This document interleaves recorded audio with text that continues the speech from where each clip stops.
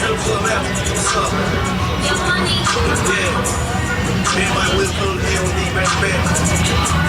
From AOD 63. I tell all my bring it up, bring it down, bang it up,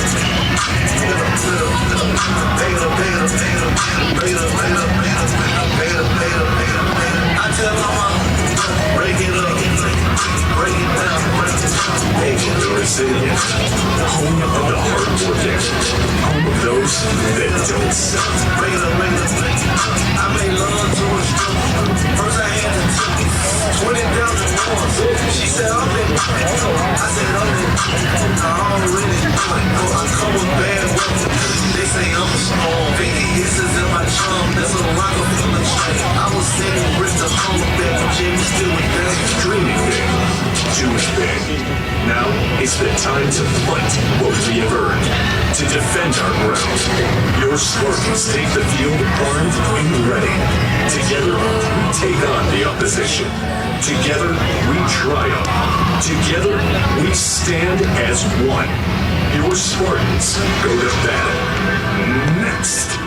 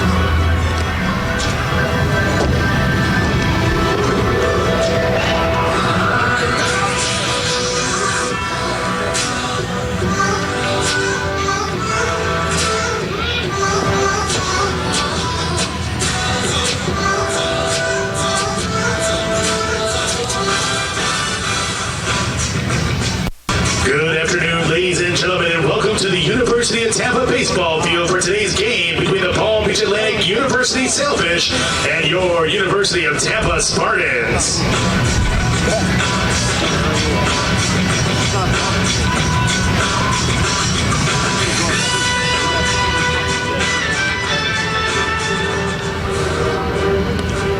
And now for today's lineups, we with the Sailfish of Palm Beach Atlantic University. At right field, batting leadoff, number 11, Jake Sumney. At shortstop, batting second, number 38, Carlos Lara. At designated hitter, batting third, number 25, Danny Tafariello. At first base, batting fourth, number 10, Kyle Simon. At left field, batting fifth, number 15, Connor Rowland. At second base, batting sixth, number 4, Eddie Viciananza.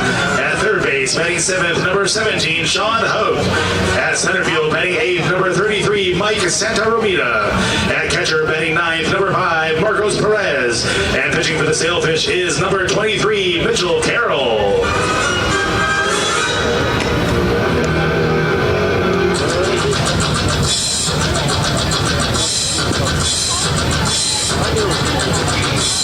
And now the starting lineup for your University of Tampa Spartans. In right field, batting leadoff, number 4, Nick DeTringo. At second base, batting second, number 2, Drew Earhart. At third base, batting third, number 10, Darren Miller. At designated hitter, batting fourth, number 44, Danny Servin. At first base, batting fifth, number 23, Harrison Bragg. At catcher, batting sixth, number 15, Danny Manner. At left field, batting seventh, number 5, Stephen Smith. At center field, batting eighth, number 11, Richie Rivera. At shortstop, batting ninth, Brandon Gali. And pitching for the Spartans is number 18, Clay Helvey.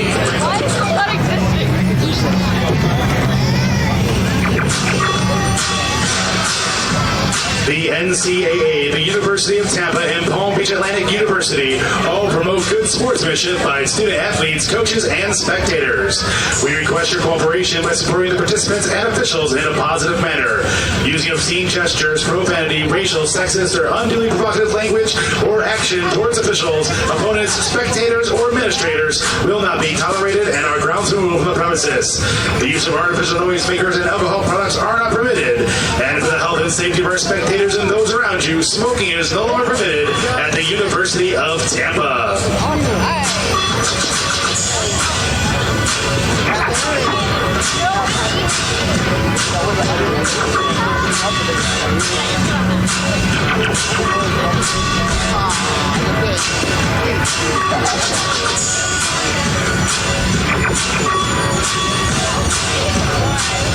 Fans, we love our pets as much as you do, but state law prohibits us from allowing them anywhere inside the stadium area. Please come and enjoy the game, but leave your pets at home. For the safety and security of our patrons, we ask that all lawn chair users stay within the brick patio area on the sides of the grandstand. If you're in a lawn chair, please look behind you. If there are stadium seats, please move at this time. And as a reminder, parking is prohibited anywhere near the railroad tracks. If you're parked there, you need to move your vehicle immediately. Otherwise, you will be subject to towing at your own expense. Ample parking is available in the West Parking Garage just across. And welcome back, everybody, to the second game of the doubleheader. University of Tampa baseball field, Sunshine State Digital Network, Tampa Spartans.tv. We're back for the second game of the doubleheader, the third game of the series. Last game, Tampa Spartans took it 2-0 to improve to 29-5. Palm Beach Atlantic comes in 2018 into this game. 2018, excuse me. We're about to get underway here with the game set to start at probably in the next couple minutes. We'll run through the lineups here in a second. I'll let Jack take over. Jack's, he missed the first one, and I did all the lineups, so I don't want to rob him of the joy of doing lineups. It is a treat. A privilege. All right, Spartans will go at, they say 28-5 here. I'd swear they're 30-5 now. They're 30-5, that's right. Yeah. I said 29, they're 30-5, and I believe Palm Beach Atlantic they came into this game at 20-18. They were 20-19 now. Yeah, okay. So, all right, so we're a little bit of a mess. We'll have to do our best to update it ourselves. We're taking a deep breath. We're stepping out. We're calling time. Umpire gave us time, so we're going to step back in now and get it going. All right. Give you the lineups here. Number 18 for the Spartans will be Clay Helvey on the mound, and his battery mate for this game will be Danny Maynard. And the starting lineups for Palm Beach Atlantic. You got it? Okay. Yes. Leading off will be the right fielder, Jake Summey. Batting second will be the shortstop. They didn't put numbers next to everybody. That makes it even harder. Yeah, they made it nice and easy on us. Carlos Lara will be batting second. Batting third is the designated hitter, Tuffariello, Danny Tuffariello. Batting cleanup will be the first baseman, Kyle Simon. Batting fifth will be the left fielder, Connor Rowland. Batting sixth will be the second baseman, number 4, Eddie Vicinienza. We're going to figure it out here. Struggling. So let's get to the first batter, Helvey, pitching to Summey. Ball is high. Umpires for this second game, Tim Kramer behind the plate, Travis Carlson on the bases. Spartans won the first game 2-0. First game today, 2-0. Won the first game of the series last night, 10-8. So Spartans looking for the hat trick, the sweep of the 3 games. It'd be big. It'd be huge. I talked about it in the first game of this doubleheader. We talked about it yesterday about how big these games are starting to mean for both teams and all teams in the Sunshine State Conference as they come down the road here, or down the stretch. So a big game here on Saturday afternoon. Big chance for a sweep. Batting in the 7th spot will be the third baseman, Sean Hauk. Batting in the 8th spot will be Santa Ramita. The center fielder, Santa Ramita. He came into the game last game. Came in as a pinch hitter in the last game. You got to see him a little bit. And batting in the 9th spot will be the catcher, Carlos Perez. Now batting shortstop, walk on the first batter of the game. Giving Ryan Johnson a little bit of a break. He caught the first 2 games, so Perez is going to get his first chance to get into the game. It is hot and somewhat sticky outside today. It's very warm today. Even the battery mate, like you were just saying, for Tampa, we had Helvey on the mound, but Danny Maynard behind the plate, so giving Servin a little bit of a break on his legs. Servin will be the DH in the game. They still want his bat, and his bat was big in the first game. Yeah, it was big time. Just a 2-0 win. Spartans scored 1 in the first, Actually won on the first pitch of the first. Yeah. I didn't score again until the bottom of the 8th. But it was enough because PBA, nothing. That's pretty much how it went. There's a strike. Not much more to say than that. The one thing that we've noticed is the Tampa Spartans. They pitched well today. They didn't pitch too bad yesterday. They pitched all right, and they hit well yesterday, and they had some timely hitting today. But their defense really has been kind of struggling. Yes, 6 errors this weekend so far. Yeah, in 2 games. So something I know that Coach Urso probably told them and brought it to their attention. So Clay Helvey comes in. He's a junior right-handed pitcher. This is his 11th appearance. This is game number 6 that he started. 3-0 record with a save. 1-2 pitch. Runner goes. Throw down to second. It's going to be high. Sliding, but they got him. Nice throw from Maynard. Strike him out, throw him out. Gotta love a strike him out, throw him out if you're on defense. Yes. If you're on offense, no sir, I wouldn't like it. But. So Lara swinging and missing. Now batting, and Summy out on the way to second. Good throw by Danny Maynard there. Yeah, he made a nice play. Nice tag, too, by Brandon Galley. Or as the PA announcer said, Gali. There's one hit into right field. Coming in is DeTringo, and he makes the catch to win the inning. So, as you say, the strikeout throw him out saves you a lot of time. There you go. And then a first pitch liner to right ends the inning. So no runs, no hits, no errors. There was a walk. No damage, though. We played the top of the first, and it is Palm Beach Atlantic nothing. Tampa coming to bat. You're watching right here on TampaSpartans.tv. You playing a trip for Torberger, preparing for a group outing with a passenger van will ensure that dependable transportation is one less thing you have to worry about. We deliver vans to you anywhere in Florida and Southern Georgia. Contact West Coast Vans at 1-800-600-VANS. New York, for excellent tasting top food. For excellent tasting food, top quality pizza, and always fresh and always from scratch. Visit us at New York Pizzeria, located at 533 South Howard Avenue.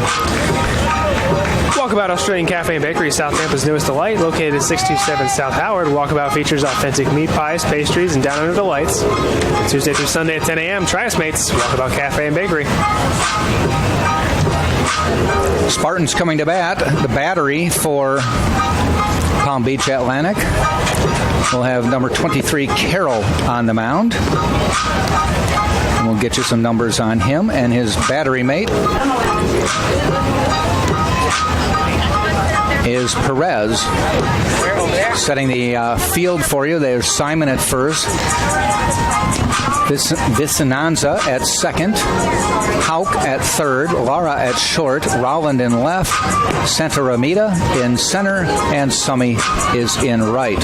Leading off for the Spartans will be Nick DeTringo. Nick coming in, number 4 for the Spartans. He is a junior from Ruskin, Florida. Batting second will be number 2, Drew Earhart, a freshman from Tampa, Florida, Wharton High School. Batting third is number 10, Darren Miller, a senior from Key West, Florida. Batting cleanup, number 44, Danny Servin. He is a junior from Miami, Florida, by way of the University of Tennessee. Batting fifth is number 23, Harrison Bragg, and he is from Lakewood, Washington, by way of Mississippi State. Batting sixth is Danny Maynard, number 15. He is a junior from Burnt Hills, New York. Batting sixth, Stephen Smith, number 5, and he is a junior from Trenton, Florida, by way of Virginia Military Academy. Batting eighth, number 11, Richie Rivera, a senior from St. Petersburg, Florida. And batting ninth is number 9, Brandon Galley, a senior from Louisville, Kentucky.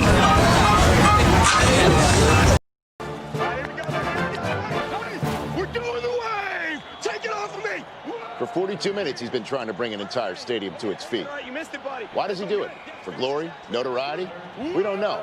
Frankly, we don't need to know. But much like this hero, Courtyard is all about the game. 1, 2, 3. Whoa, there's my guy. Yes. Go. Snacks. Yeah, man. Eat it up, and we're spinning up, taking his first pitch.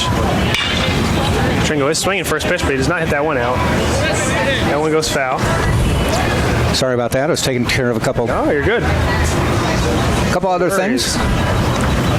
I was just reminding everyone of first pitch home run from the first game. Well, you got right. We got the buzz going immediately, didn't you? Yeah, it was easy. It was like, okay, and here we go. And we're back.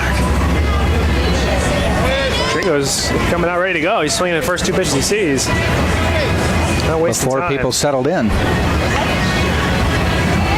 Being a Cubs fan, I was excited when Ian Happ hit the first pitch of the Major League season for a home run against the Miami Marlins. I played against him a couple years ago. He could play. Fly ball out to left field.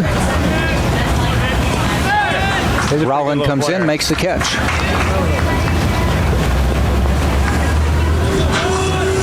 That'll bring Drew Earhart to the plate. Number 2, Drew Earhart.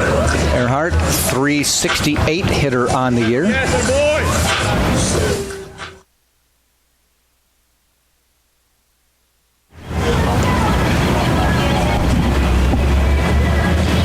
Carroll fires. Carroll's got kind of a funky delivery there, too. He does. Kind of a little hitch.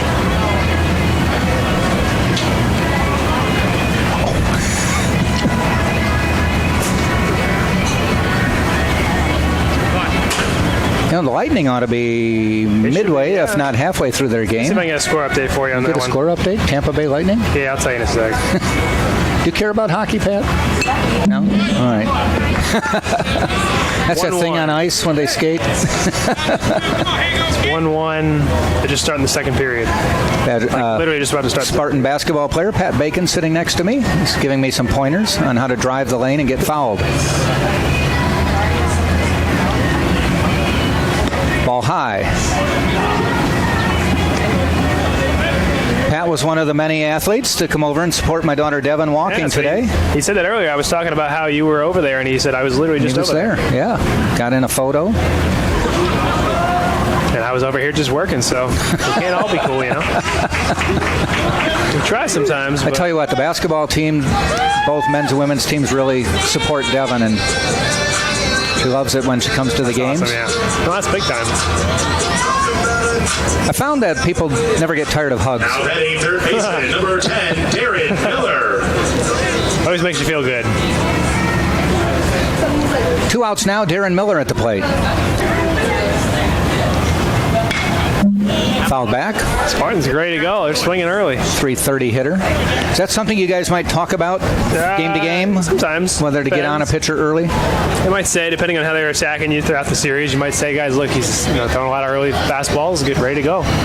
But I guess it depends. I don't know. I mean, he seems to be throwing a lot of fastballs early. It's his first inning through, though, so it could be. It just depends.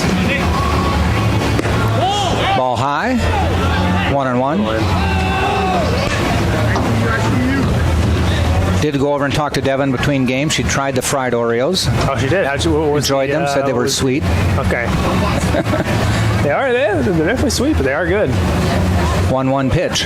Swing and a miss.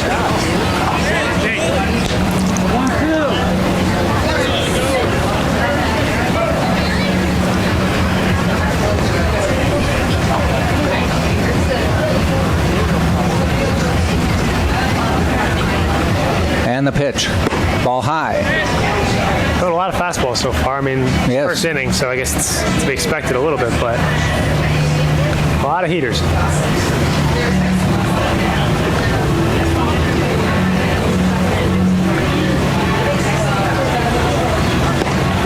And on the corner, call strike 3.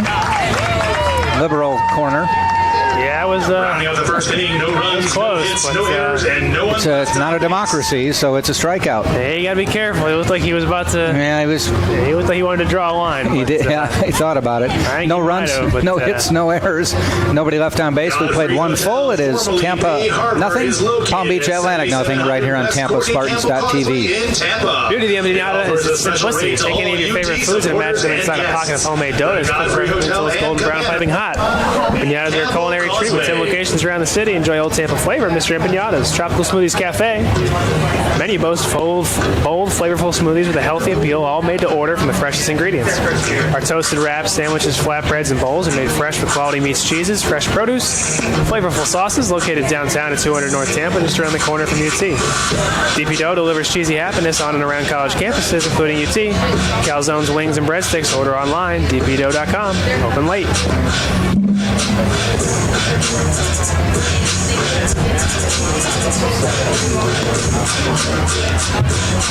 Your pizza loaded with cheese, then have we got a crust for you.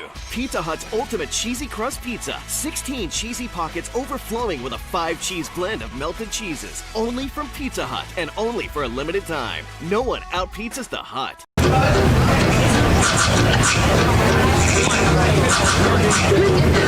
Free baseball.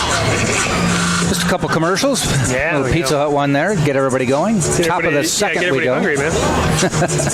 Everybody's getting ready to sit We have down Jersey for the- Mike's. Jersey Mike's between games. Yeah, 1-1 in the Always nice. top of the second period for the 1-1? Lightning. Yeah. Okay. So everyone's getting ready to order a pizza and listen to our game while watching that game. And Well, I would think you'd do both, yeah. Got to multitask. Can't blame them.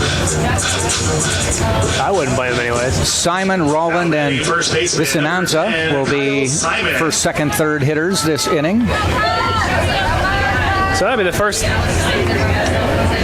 time all weekend we've seen the Tampa Spartans go scoreless in the first. True. Simon, 265 hitter on the year. Clay Helvey sets. Ground ball out to Brandon Gale. He takes a nice hop. And the throw to Harrison Bragg for the easy out. Getting his work in. One pitch, one up, one down. This guy hit a couple home runs on, yesterday night. Now batting left fielder, number 15. Sure, he'd like to add on to it. Connor Rowland popped 2 of them out yesterday, yeah. Out of 3 home runs, 6 of the 8 runs that Palm Beach Atlantic scored last night via the home run ball. Yeah, their bats were alive last night. Ground ball, woohoo. Almost got him. Helvey just got out of the way of that one. That almost got him in the hip. Woo. Those are the ones where you're really glad your pitcher's natural reaction to put his hand in there didn't take over. Seriously. Because the ball will win that war. See if I can find a video of a guy number 4, I play with, and I was at this game when he caught a ball barehanded that came right back at him. It was crazy.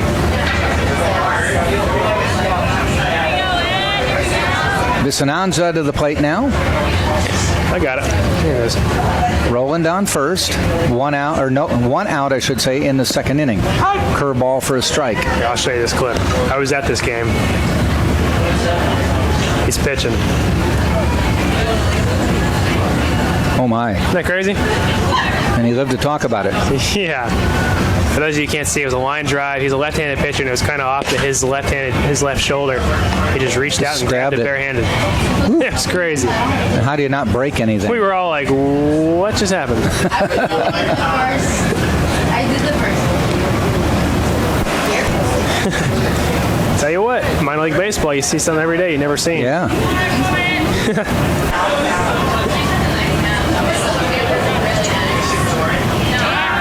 Driving in today, Pat went through Clearwater on Highway 19, saw the Phillies minor league team working out, the Threshers. That's nice. Yeah, it's probably their, either that or that could have been their extended spring training guys. Could have been, yeah. So I'm not sure if the minor league season started yet. Yes, it has. Well, the minor league season has, but the guys who haven't started like rookie ball or anything, so they're probably just working out. Those are usually the guys that work out in the morning. Okay. So it's probably a pretty decent amount of guys, too. 1 ball, 2 strikes to Vicinanza. Runner goes, ground ball foul. He'll come back. Yeah, they'll be working out in the mornings, and they'll go and play their games in the afternoons, similar to what they would do in spring training. Okay. That's why, again, they call it extended spring training. Easy for me to say. So they actually play games against the other teams having extended spring? So usually you have like your teams in the area that you play against. So I would imagine for the Phillies it'd be Dunedin Blue Jays, Blue Jays, and probably Bradenton. Okay. Pirates, maybe Pirates Tigers. down there. Yeah, they'll probably just play like about 2 or 3 teams. We would play, for us, it was always oh man. Oh, okay. Sorry. I don't know why it escaped me for a second. Tampa Bay Rays, Minnesota Twins, and the Boston Red Sox. Obviously, the Twins and the Red Sox are down at Fort Myers. Mm-hmm. Then, just one is you exit and you go to the left. One you exit, you go to the right. And then the Rays were in Port or Charlotte, and we were in Sarasota. So it was those 3 teams. If you're the big leagues, you play other teams, but for extended spring training, instructional league, spring training, you only play those 3 Just a short bus trip.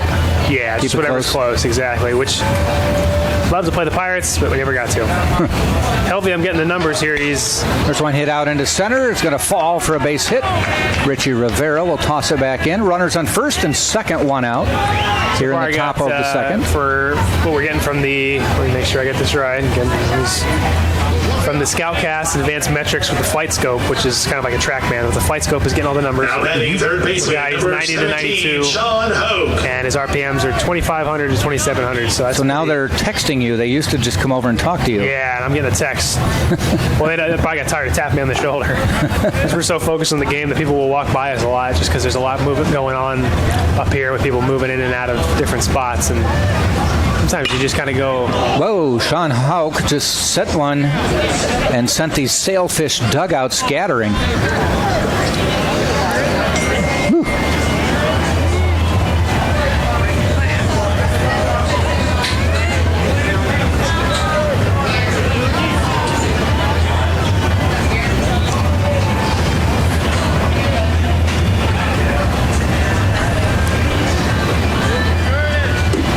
Yeah, that's a pretty good amount of movement for Helvey's pitches. Yeah. 25. Ground ball heading out to Galley. Can he turn 2? Shovels to Earhart. The relay in time. Spartans are out of the inning with another convenient double play. Gotta love him. You gotta love him. That'll be no runs, 2 hits, no errors. They left 2. We played an inning and a half, and it is Palm Beach Atlantic nothing, Tampa nothing. Spartans will send up Servant, Bragg, and Maynard. You're watching on TampaSpartans.tv. Whether you're a University of Tampa competitive athlete wanting to tone up or just love flavorful, healthy food like myself, our meals are built to feed your body with proper nutrients that will fuel your active lifestyle. Enjoy fitness-inspired meal plans with Rebuild Meals. Visit RebuildMeals.com. Clean Eats, a new cafe at 3838 Neptune Avenue, open until 7. It's not a diet, it's a lifestyle. Featuring healthy sandwiches, wraps, bowls, and smoothies. Clean Eats. Also, we just got a couple of sandwiches from Jersey Mike's. We offer a sub above with the nearest location at 2121 West Kennedy in Tampa. Jersey Mike's. Sub above.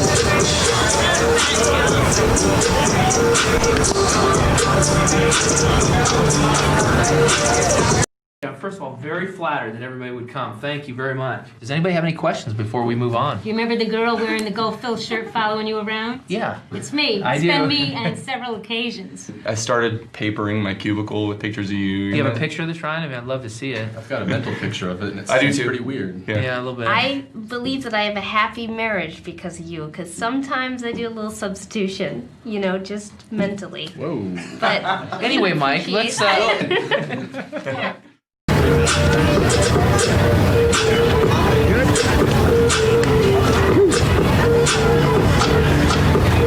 Bottom of the second we go.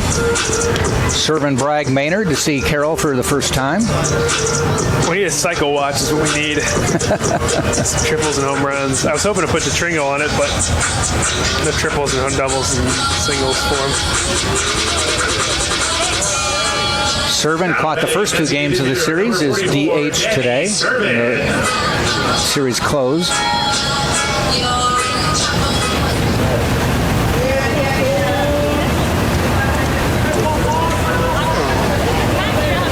Carroll fires. A little bit low. It looks like he's real downhill on that angle, too, with the pitches.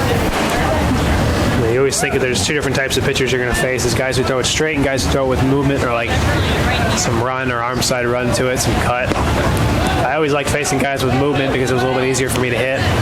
This ball kind of runs away from me as a left-handed pitcher, or the left-handed hitter and a right-handed pitcher. The ball would kind of move his arm side so it would run away from him. However, when you get those guys who are real flat, you ever heard someone say he's real straight, he's flat? The ball is just, it looks like it's coming out of an iron mic. And to me, it always meant that, like, with a guy who was with movement, I just stayed inside the ball. I could just flick it the other way, or I would run into my barrel. But a guy who's flat, it's not going to move too much, so you kind of got to stay on top of it more because it's pretty straight. And if you try and do what you're doing with a guy who's moving the ball, you're going to probably pop it up. So for me, I'd always rather face a guy with movement than a guy who's real over the top and straight and downhill. To me, it's always just harder to hit that. 3-1 pitch, and he hits it up the middle. Base hit for Danny Servin. Danny Servin, it's not a problem for me, though. I got it. Said, yeah, I'm just yada, yada, yada in my ear there. He said, yeah, say it all you want. I don't care. And there goes the no-hitter for Carroll. Harrison Bragg to the plate. Now batting first baseman, number 23, Harrison Bragg. Servin on first Spartan hit of the game.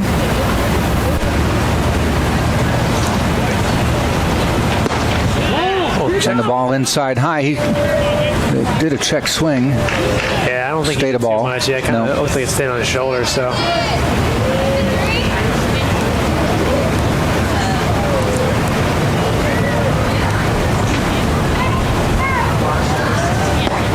And that's a ball low.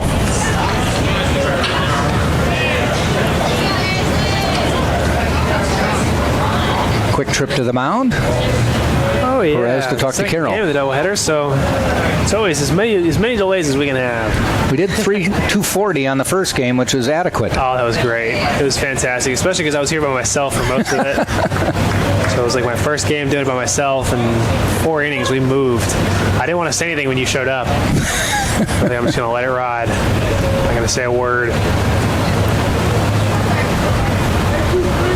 2-0 pitch.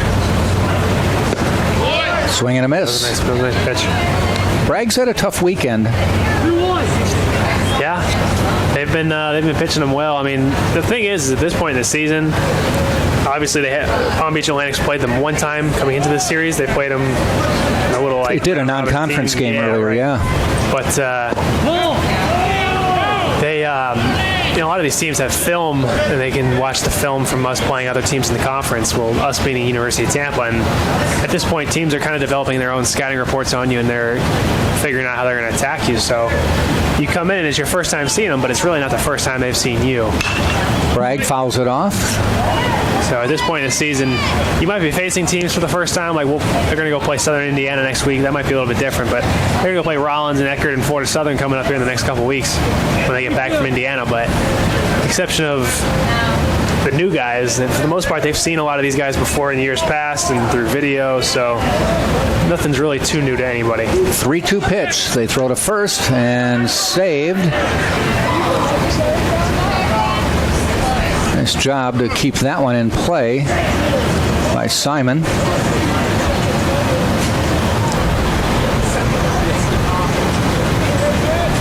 So we'll do the 3-2 pitch again. Yeah, one more time. And he hits a high, towering foul ball.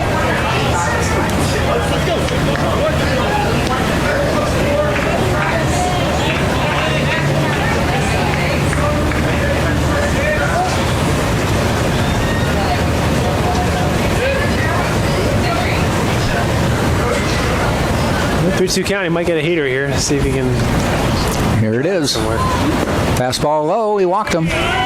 Runners on first and second, nobody out, bottom of the second, and it will bring Danny Maynard to the plate.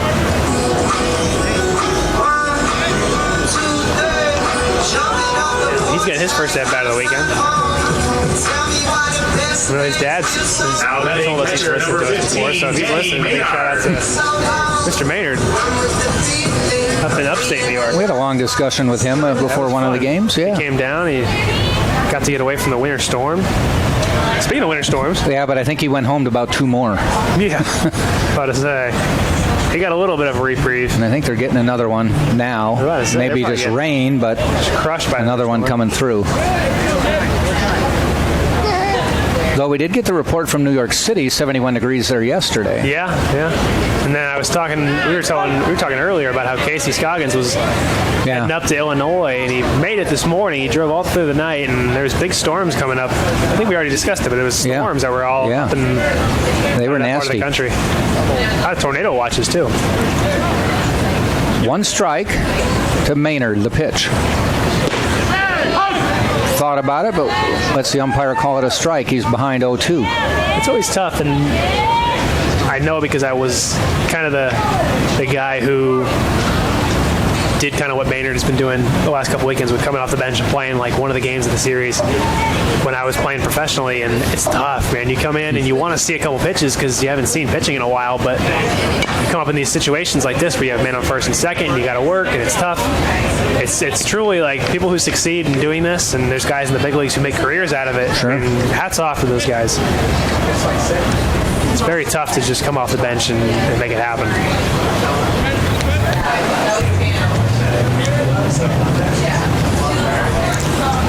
0-2 pitch coming up again. Tapped. Is it fair? Yes.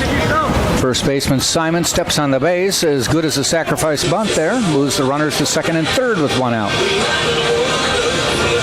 I'm sure Danny Maynard is lobbying for that was a sack all the way. Yeah, right, exactly. Left fielder, number hey, I mean, he did a job, especially if Steven gets a man, then it works out perfect, and he looks like he knew exactly what he was doing. One out now, runners on second and third. Stephen Smith at the plate.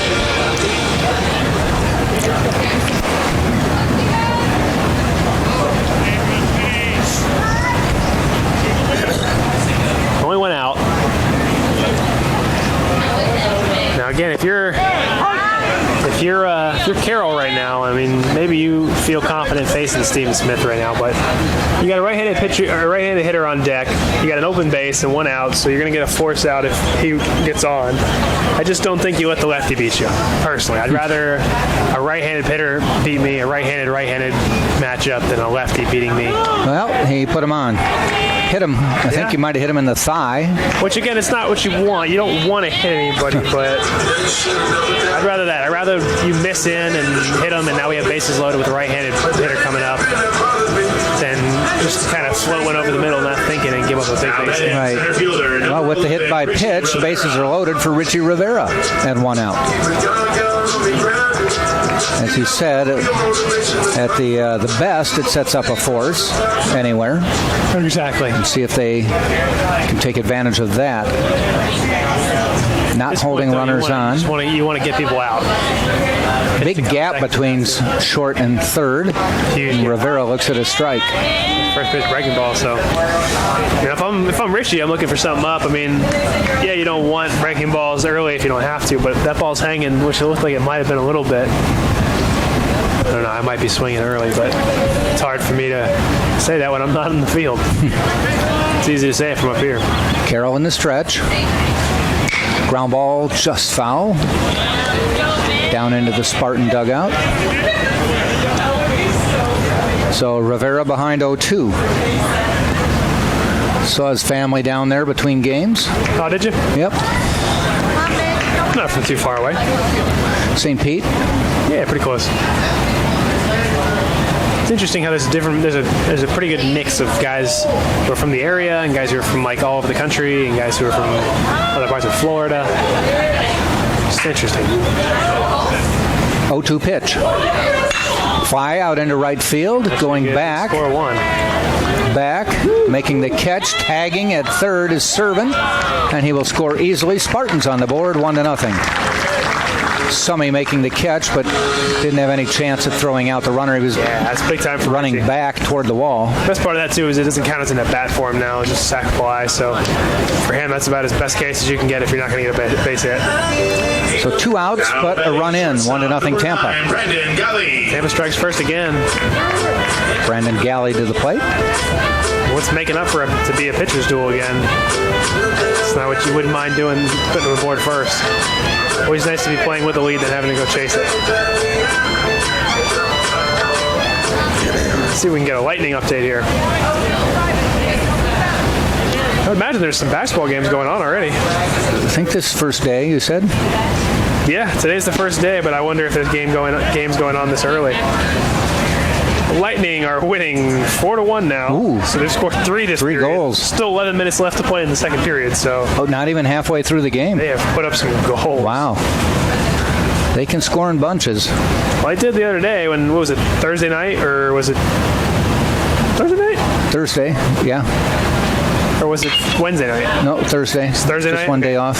Thursday night, and they scored the... ended up scoring 3 in the Ended up winning 4-2. period. They won 5-2, I thought. Was it 5-2? Yeah, they scored. Okay, they came into the third period with 3-1. Gave up a goal, or like kind of in the midway of the third period, and then they put up 2. So they ended up winning 5-2. They put it away.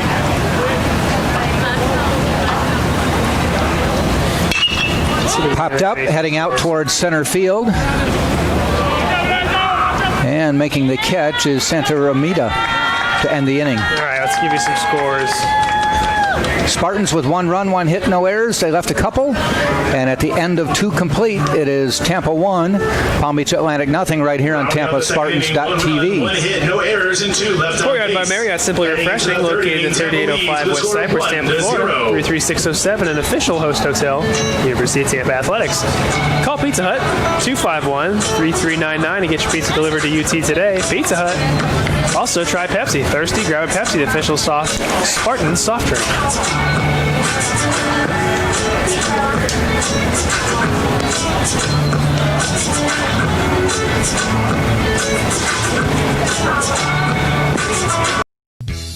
At Tropical Smoothie Cafe, we come from a place that lives by one simple truth. Living good feels good.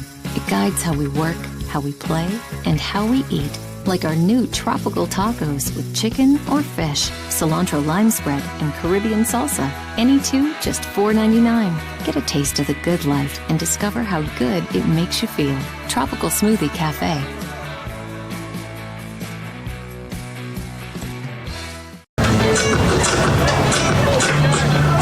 All right, so Jack, I teased it. Let's give a couple score updates here. Let's see what the playoff picture is looking like so far. Now, Winnipeg, they beat the Minnesota Wild, so they lead the series 2-0. My pick, the Las Vegas Golden Knights, they beat the Kings 2-1, so they lead their series 2-0. I guess it's the Vegas Golden Knights, it's not the Las Vegas. The Lightning are winning 4-1 with 9 minutes left in the second period. The Predators, who are the other number 1 seed, they are beating the Avalanche 2-1 with 5 minutes left in the second period. Santa Romita at the plate, batting 8th. It'll be Santa Romita, Perez, and top of the order Summy. Let me see if I can get you some NBA scores. Clay Helvey on the mound for the Spartans. NBA scores. Well, we only got 1 game started so far. That'd be the Spurs and the Warriors. The Warriors are winning in the third period. 5 minutes left in the third period. They're winning 71-54. Ooh. So, yeah. Off and running early. Yeah, typical Golden State. Spurs are in the playoffs for the 21st year in a row, really? if I heard correctly. That's pretty wild, huh? Popovich has quite a legacy. Yeah, I'd say so.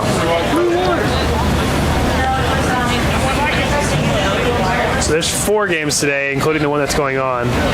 Still got the Wizards, Raptors, Heat, and 76ers, and the Trailblazers, Pelicans. Quite a few games. I'll tell you what, this is a busy time. I would imagine if you're in sports media, like sports radio, sports broadcasting. Yep. Like on-air television, sports, whatever it is. Just a busy couple days for you. Or a busy couple months for you with the NHL and NBA playoffs. And then college basketball just ended a week or 2 ago. Yeah, so I mean, that's really your only 2 main focuses, and then baseball. But it's just got to be a lot doing both of those sports. And it's like every night, too. Come on, Mike. You win it! 3 balls, 2 strikes. Santa Romita.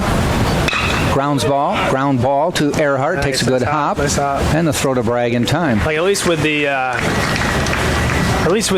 NCAA basketball, it's usually on the weekends. Yes. So at least like you can have the week to kind of get your strength.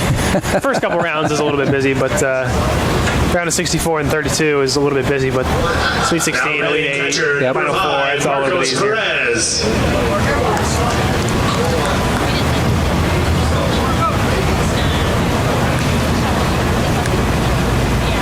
Perez ducks down and it zooms over his head. Ball 1. Did you ever get hit in the helmet? No, but I hit in the face. Did you really? Sir, 2014 is actually happened about Pro ball? 4 years. Yeah, 4 years ago, a couple days ago. Wow. Yes, sir. Broke my jaw in 3 places. 95 miles an hour. That's why you talk the way you do? Yeah, that's why I look the way I do. I tell people I'm the only person who can. And then if you see the picture, if you ever saw the picture of me, no, I wouldn't show it to you. It's tough on the eyes. But if you ever saw it, my face was like out to here. And I tell people, I'm the only person who can get hit by 95 and come back looking like this. I mean, ground ball foul. When you got it, you got it. You know? Yeah. So. It's okay. I get humbled quickly. Like earlier when I thought I knew everything, and then everything I was saying went wrong. Found out there was one thing you didn't know? There was plenty of things I didn't know. 1-2 pitch. Little looper out toward Galley at shortstop, makes the catch. Shielded his eyes. We're at that time of day again. Almost 5 o'clock. Where the sun starts messing with the players in the specifically the left side of the field. Probably from center field over.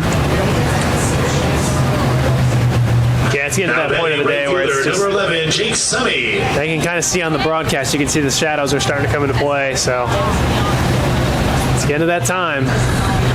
2 outs. Jake Summy at the plate, who walked to start this game, and he stayed there at first. Actually got wiped out on a strikeout, throw him out. Yep. Trying to steal second. It'll happen, man. It'll happen. You got to get high risk, high reward. Hits a ground ball. Helvey's going to try to field it. Gives it up to Maynard. The throw. Get him! That's where you thank goodness you have a 6 foot the moon first baseman. Yeah. Nice play to get out of the inning. No runs, no hits, no errors. Nobody left, and we've now played 2.5. And it is Tampa 1, Palm Beach Atlantic nothing right here on TampaSpartans.tv. Let's give a big shout out to Dr. Selmans and Gasser and Florida Orthopedic Institute, their sports medicine team, for keeping our players safe, providing athletic training services and medical care. University of Tampa student athletes. Stay at Crown Plaza Hotels and Resorts, the place to meet. Official charity of Spartans is Mark's First Class Coach. If you need to charter a bus, go online, www.marksfirstclass.com. Also can charter chariots. Chariots, well, you pay by the horse, right? Yes. Okay. Like we were saying yesterday, it's usually buy one, get one. We're doing the wave! Take it off of me! For 42 minutes, he's been trying to bring an entire stadium to its feet. You missed it, buddy. Why does he do it? For glory? Notoriety? We don't know. Frankly, we don't need to know. But much like this hero, Courtyard is all about the game. 1, 2, 3. Hey, there's my guy. Yes. Go. Snacks? Yeah, man. Eat it up, and we're gonna burn it off doing the wave.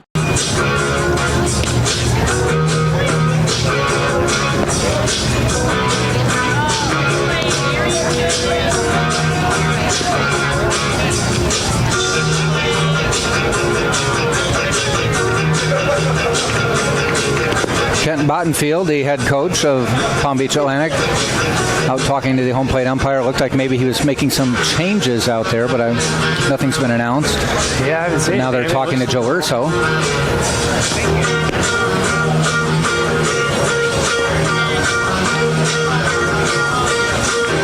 Don't they usually signal to upstairs? Up stop, yeah. They didn't do that, so. All right. Leading it off from top of the fourth is number 4, Nick Tringo. Right back to the top of the order. Actually, it's only the bottom of the third. Bottom of the third? Yeah. Oh, you're right. Sorry. That's where my head's at. I was testing you. Nick Tringo. It's been a long day. Don't steal my thunder yet. It's been a long day. I know you want to get home. Well. Or you want to be done. I won't say yes, I won't say no. The Tringo slow curve from Carroll is a little high. But yes.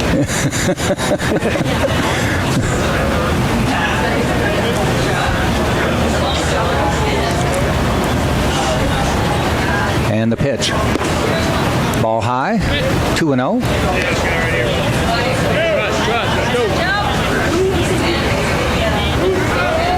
That threw me off as I saw the bottom here, and I was like, okay, so it's about to go to the top half. True. But that is really no excuse. Fly ball heading out to center. Center Amita makes the catch for the out. I need to make them change, if at all possible, the names on our scoreboard of the defense. I can't read the red letters against the black background. I see. I need yellow letters in there. Can you zoom in on it? I try, but by then they've caught the ball and it's already been thrown back. And I'm just trying to verify everybody, but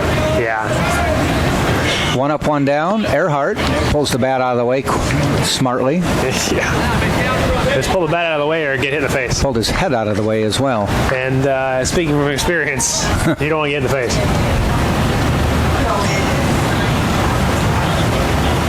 Swing and a miss, 1-1.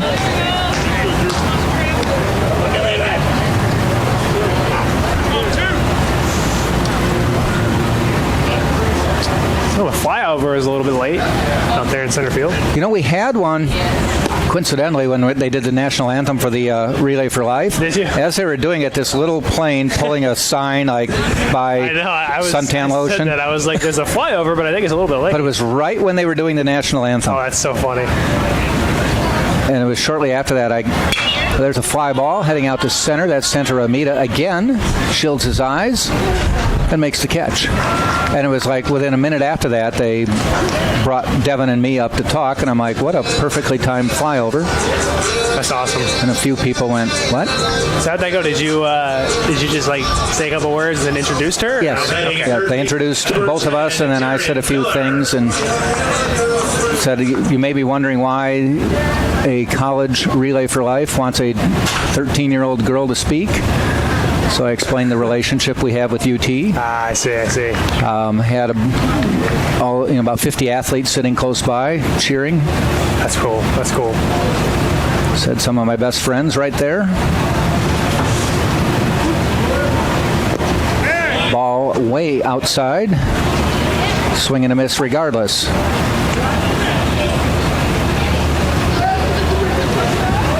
Tell you what, Carroll, besides giving up the run last inning, he's been looking pretty effective for the Palm Beach Atlantic Sailfish. Giving up only one hit. It's been solid. Fly ball heading out toward Santa Ramita. He has to hustle in, shields his face, his eyes, makes the catch for the out. I think he caught all three of them this inning. No runs, no hits, no errors, nobody left. We have now officially played 3 innings. Oh, there we go. And it is Tampa 1, Palm Beach Atlantic nothing. So when you turned it over to me last game, it was 1-0. I'll take it over, man. I'll turn it over to you after a couple sponsors. Our Barnes & Noble campus store has everything UT in one place. Located at the Vaughn Center, first floor, open Monday through Saturday. We'll shop online at www.utampa.bncollege.com. Walter's Press Box is Tampa's favorite place to watch the big game party. Press Box 222 Southdale Mabry. Also, right in the heart of downtown, just a few blocks from campus, come stay in luxury at the Embassy Suites downtown, 513 South 4th Avenue, Tampa.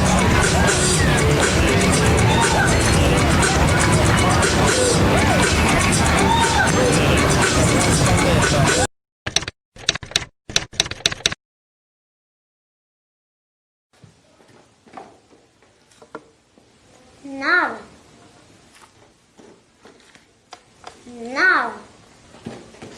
Empanada. It's Mr. Empanada to you. Now serving up scrumptious empanadas in convenient Tampa Bay locations. Mr. Empanada, delightfully delicious.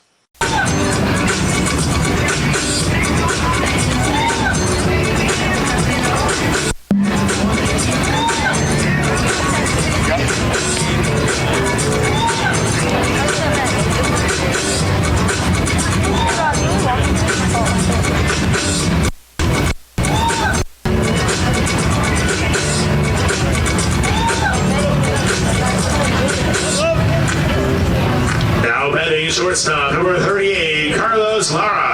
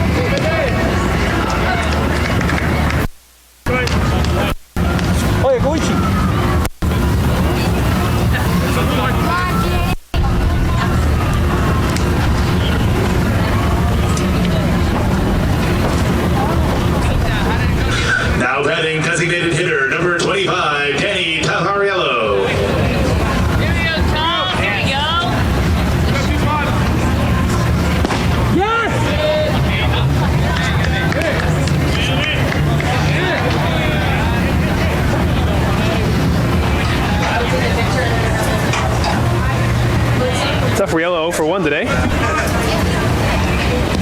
First ball's in the dirt. Excuse me, second ball's in the dirt.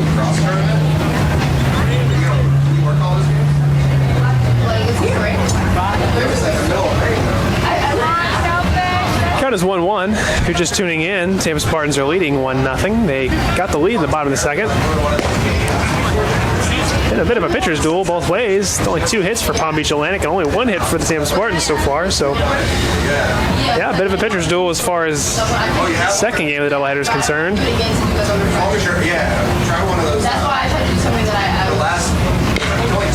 Swung on and fouled back.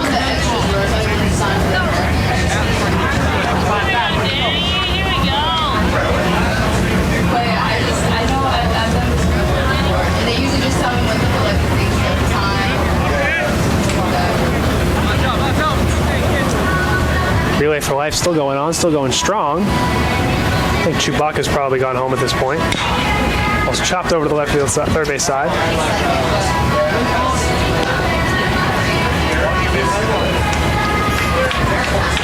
I think the word is that Chewbacca really enjoyed campus, really enjoyed the baseball field. I think he's looking to commit here soon, but I'm not going to make any bold claims. He takes the sign, winds and delivers. Ball swung on and missed. It is in the dirt. And Mader's going to throw over to first to get him 4 out number 2 on strike number 3.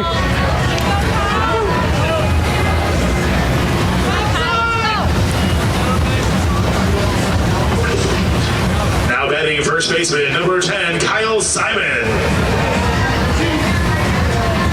That brings up Kyle Simon to the plate. He is 0 for 1 as well today. Looking to get his first hit of the day.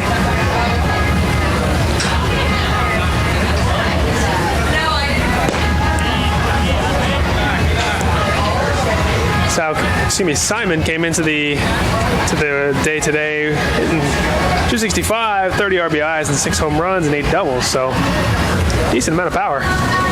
Simon. Ball is swung on and kind of fouled back into the screen.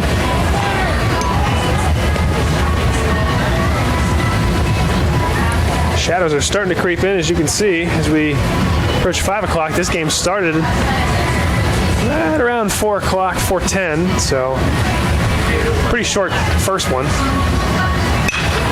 The ball's skied over the right field side. Harrison Bragg, Nick Tringo, and Drew Earhart all giving chase, but none of them will be able to reach it as it goes in foul. Just a little bit beyond reach as they walk back.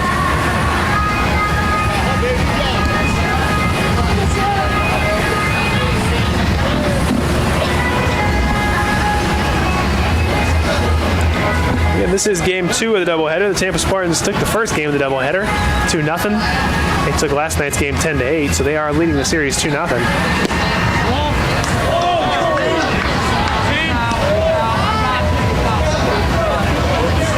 It looked like he called it a strike, but then I guess he called it a ball. It looked a little bit like it was maybe just hitting the outside corner, but it might have been a little bit down. Not sure where he had that. That ball is definitely down. Caught by Danny Maynard, so that brings the count full.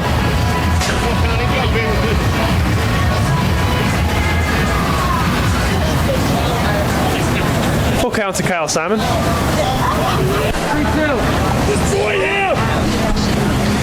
LV winds and delivers. Pitch is fouled back, but we'll do it again.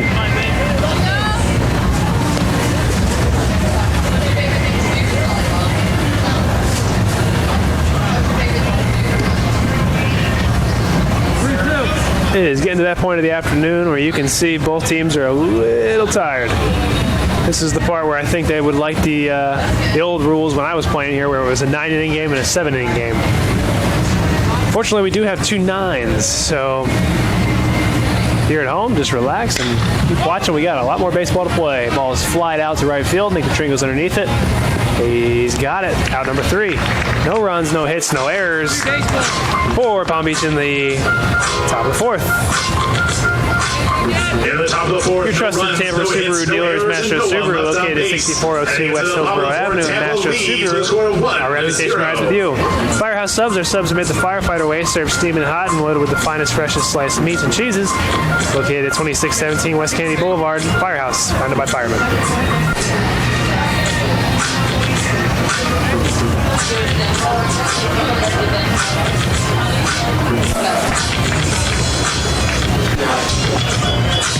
It's the new iPhone 8 is at AT&T, and we know you'll love it. Because we know you want more. More great camera features and more power. And more than just unlimited data, we give you unlimited plans with HBO included for life. Because you deserve more entertainment and more spokespeople. Talking like this, saying the word more. AT&T. It's time for more. Am I too close? I feel like I'm too close. Get the iPhone 8 with all AT&T unlimited plans. Get HBO for life, only from AT&T.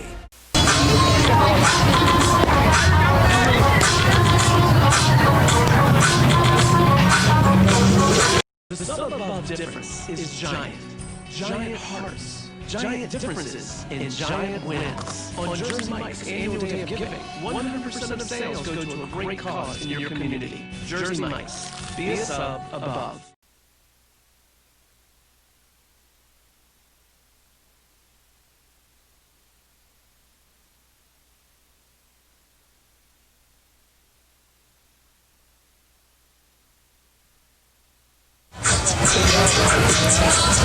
Heading into the bottom of the fourth, Tampa Spartans are going to send up Danny Servin, Harrison Bragg, and Danny Maynard. 44, By leading off, Tampa Spartans, Danny Servin, number 44. He is 1 for 1 today.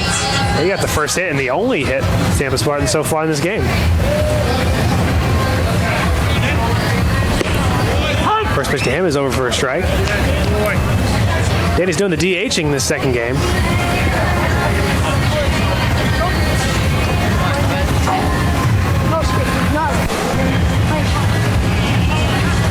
Winds and delivers. Pitch is grounded over to short, fielded cleanly, and across for out number 1. Nice play by Lara there at short. Kind of getting that short hop instead of having to get that in-between hop.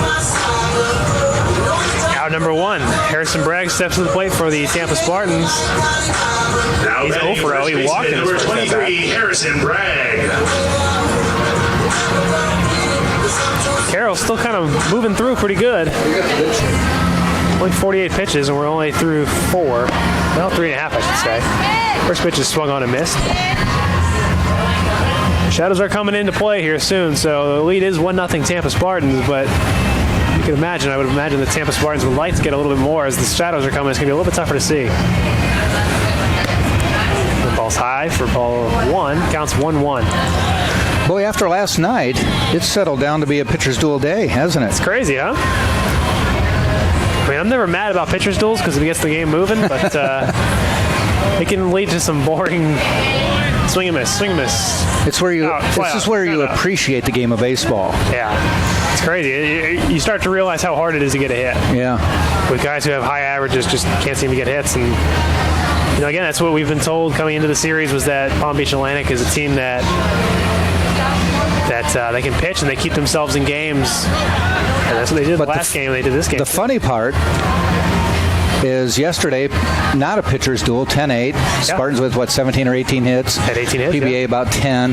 There was countless guys left on. But then the Spartans had about 12 strikeouts and struck out about 8 times. Now we're in a pitcher's duel, and there aren't that many strikeouts, relatively speaking. So it's good fielding. Yeah. So far it's been a clean day of defense, clean bill of defense for both teams, which is, I know if you're Tampa, it's what you want. Palm Beach Atlantic's played good defense. They haven't made any errors. No errors this weekend.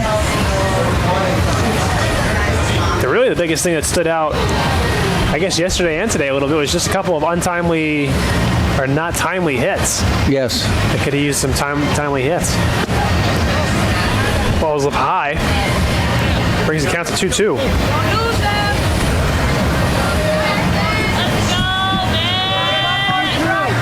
We're all twisted up here. Yeah, we were. Me and cords. I'll tell you what. If you've been listening for a couple weeks now, you remember the Barry game where the Barry weekend where I was struggling with the cords, and man, I've been struggling with these cords.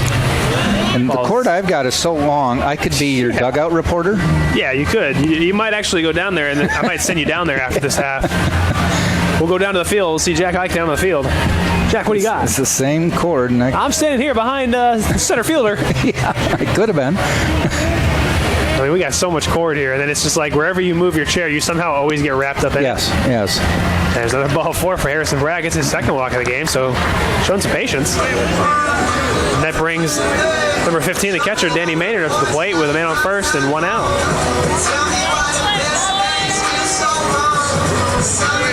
Now batting catcher number 15, Danny Maynard.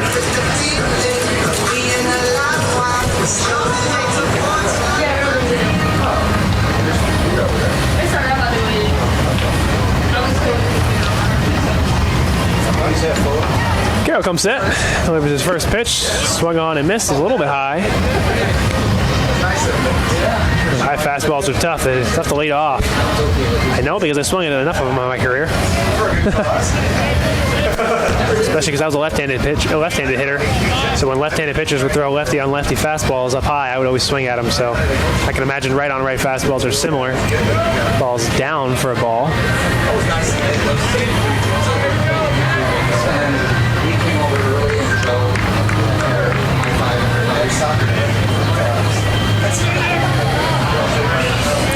Carroll looks in, gets the sign, comes set.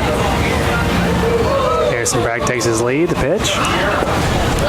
Yeah, Danny kind of took the bat off his shoulder a tiny bit, but nevertheless, ball 2. I said the boys on both teams looked like they were wishing they could go back to the old rules of a 9 and a 7 on Saturday. Yeah. But here we are with 2 9s. That ball bounces. And into second base is Harrison Bragg. Heads up play there. Yeah, Gets he did his himself best. in scoring position. Rez did his best to kind of keep it in front, and it kind of kicked off a little bit. But like you said, heads up play by Harrison Bragg, and he was able to scoot down to second base and give Danny Maynard a chance for an RBI single here if he gets a hit.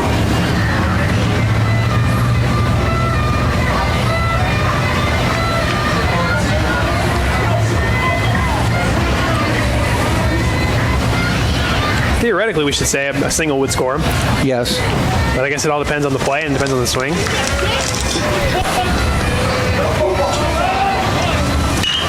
Which is skied into center field. Might get him to tag. Center Amita's going back. Harrison Bragg tagging. He's on to third, and he's going to be in there safe.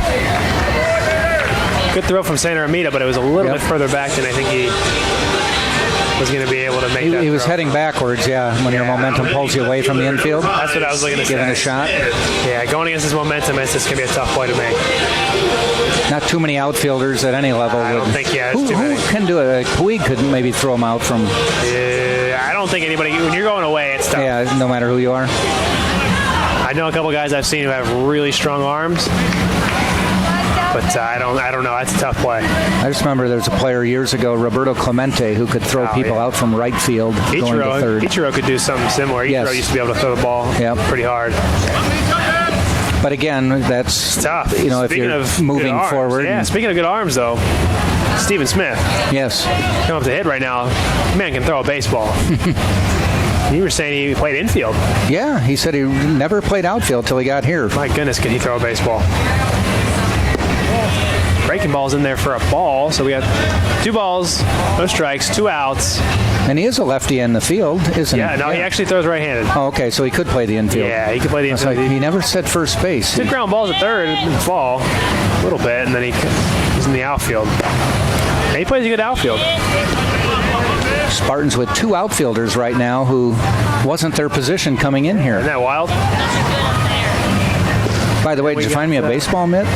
I did not. I looked. I didn't find anything. I mean, I'm going to have to look in a couple other places to see if any little campers maybe forgot their gloves. One of the players said, you really want one of those? It's barely going to fit your hand. Hey, you never know. You never know. Might be the perfect fit. We got a pitcher warming up in the Palm Beach Atlantic bullpen. We'll see what that ends up being. Pitch is in there for a strike to Stephen Smith, so it's 3-1 now. Not surprisingly, he was taking 3-0.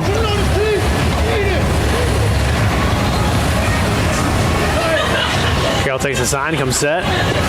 Pitch. Ooh, out a little bit low, but he calls it a strike, so we're full. Now, does Harrison move if it's on the ground, or does he have to play it by? I mean, if he hits it, it's 2 outs. He'll be going on the swing. That's true. I would imagine. I guess he's got to be a little bit hesitant, but. No, I thought there was one. Yeah, no, I mean, depending on if there was one out, it would depend on what Coach Urso wanted to do. Mm-hmm. If that was the case for me and they were playing where they are now, I'd say on the ground, anywhere but the pitcher. But with the infield playing back like they are, if it was on the ground, I think if a ball was hit over to first base and Harrison was going on the swing, he'd be fine. On contact, he'd be fine. He should be able to score. But, 2 outs, I guess that doesn't mean as much. Kind of negates the whole question. You got to go. Yeah, you got to go. But it's a good question for with 1 out and no outs. It's kind of an interesting question. It kind of goes into what the coach wants to do and how the defense is lining up. What's this? That situation? Might get him in. It's flight out to center field. Underneath it. Nice catch. And caught by center Amita. So, Tampa Spartans, no runs, no hits, no errors. We are through 4 innings. Rounding out the 4th inning, no runs, no hits, Sunshine State Digital Network, TampaSpartans.tv. Godfrey Hotel, formerly the Bay Harbor, is located at 7700 West Courtney Campbell Causeway. It's in Tampa, offering a UT rate to all supporters and guests. The Godfrey Hotel and Cabanas on the Courtney Campbell Causeway. At Florida Orthopedic Urgent Care, give it up to the Spartan team physicians from Florida Orthopedic Institute. It's Florida's largest orthopedic group. That's Dr. Selman and Gasser and their sports medicine team. They keep our players safe and active on and off the field with their ortho urgent care just minutes away.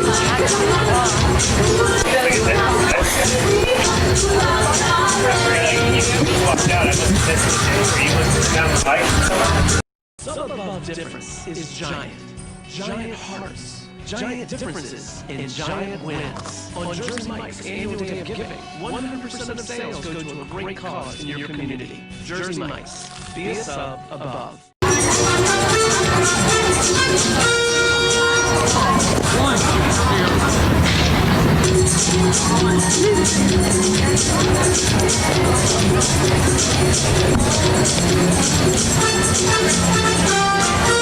Helvey's still on the mound for the Tampa Spartans, going into the top of the 5th.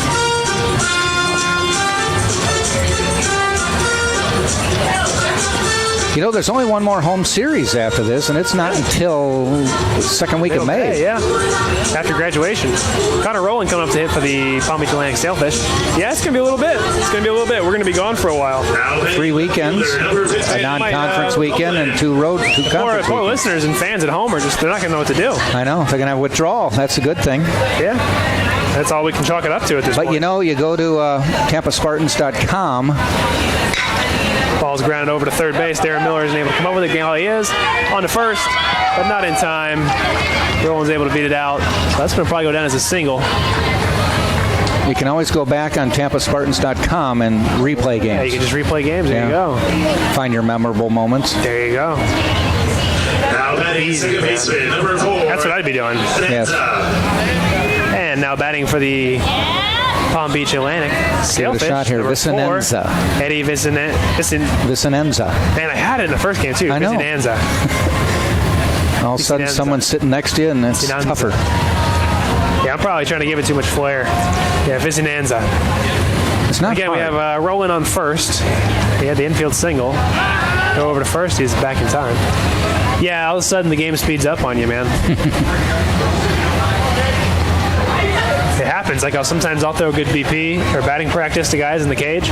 We get on the field and people are watching, and all of a sudden it's just the game speeds up on me. I start spiking it, almost hitting people. Did you throw BP today? It was bunt, I guess, by Danny Maynard, and allows Roland to get into second base. So he showed bunt, pulled it back because it wasn't a strike. But did you notice how that ball hit and bounced right back to the plate? Yeah. There was a play a couple years ago, runner on third with a winning run. Yep. And it hit there, wild pitch. He starts heading for the plate, rolled right to the plate, and they tagged him out. That's crazy, isn't it? So you got to be careful in places that have You probably can't see it at home if you're at padded. the game or if you've been to the game. They have a padded backstop, but they also have a brick on the other side. Sometimes they leave that brick open, and the brick will just shoot it right back at you. So he shows bunt as well, Vince Anza does. That's why a lot of times when you go somewhere where there's not a pad, they always tell you to bounce the ball off the back just to make sure you know how it is. You want to make sure. But then later in the game, Spartans scored a run because it hit the back and ricocheted totally other way. Yeah, it's crazy, man. It works kind of crazy like that.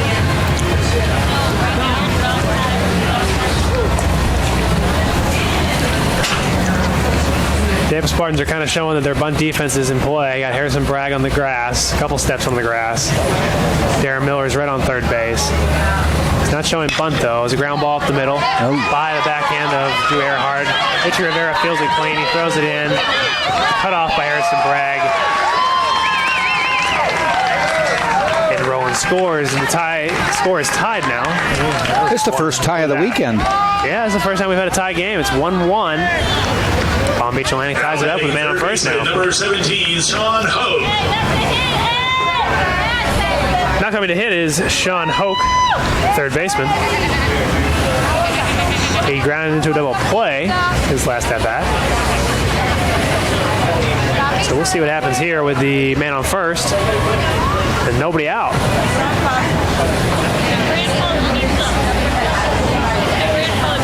Go over to first is not going to be in time. Vincent Anza's back. Not bad. We got better. Only takes 3 days, and I get it.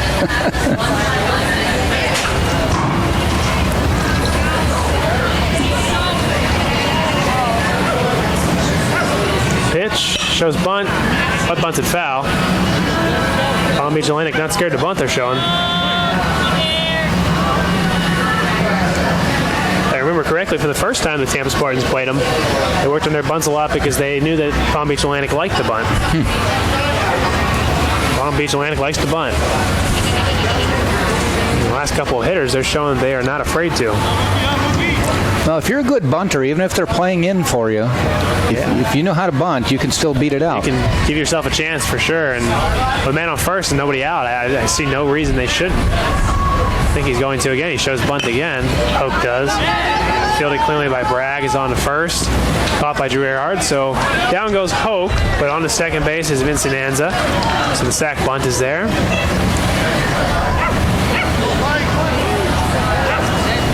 One out. I would bet right about now for both teams, you're getting really tired. Yeah. Santa Romita comes up. You know, the thing is a lot of for these teams, it hasn't really been too hot the last couple of weekends. This is the first weekend real we've big had one. it warm. We'll give you an update here. Temperature is about 86. Feels like 87. There's not much humidity. For a ball, it's 40% humidity. That's low. But there's an 11-mile-an-hour wind, so there's a little bit of a breeze, but it's warmer than it's been, and there's not many clouds, so there's not much shade. So I think for both these teams that are, this is kind of the end of the series, and it's getting towards the end of the season, everybody's a little bit tired, so we're starting to feel it. LV delivers. Bunt attempt by Santa Romita, but it goes foul. Next week at Southern Indiana up to Evansville. Do you guys fly up there? They are. They're going to fly out Thursday, I believe. They're going to get up there and try and maybe get a workout in, and then Friday, Saturday, Sunday they play, and they'll probably fly back Sunday afterwards. Southern Indiana has come down here a number of times. Yep. Typically a pretty good program. Yeah. For sure, traditionally, they've had some solid teams. I think they've won it a couple times. Yeah, there was a game or a series a couple years ago, early in the season, much earlier than this one is being scheduled. And it was 1 against 1A in terms of rankings in the country. There you go. Just goes to show you. And it just depended on who you cheered for, who got 1 and who got 1A. Yeah. Spartans, I believe, took 2 of 3 that weekend. That's big time for them. It's always nice to win when they come to your place, so they got to go up to Indiana. Hopefully it'll be not too cold for them. Southern Indiana could be decent. Pitch to Santa Romita is a ball. It brings the count to 2-2.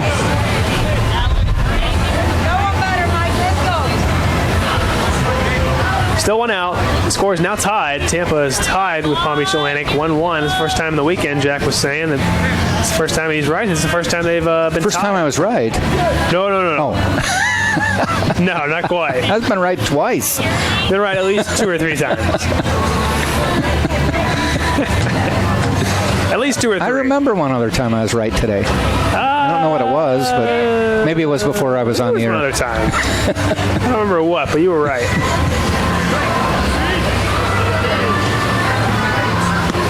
Must have been Break the ball out for a 60s ball. rock music, you asked me. Probably, like yeah. A lot of trivia. That's what we've been doing. Trivia.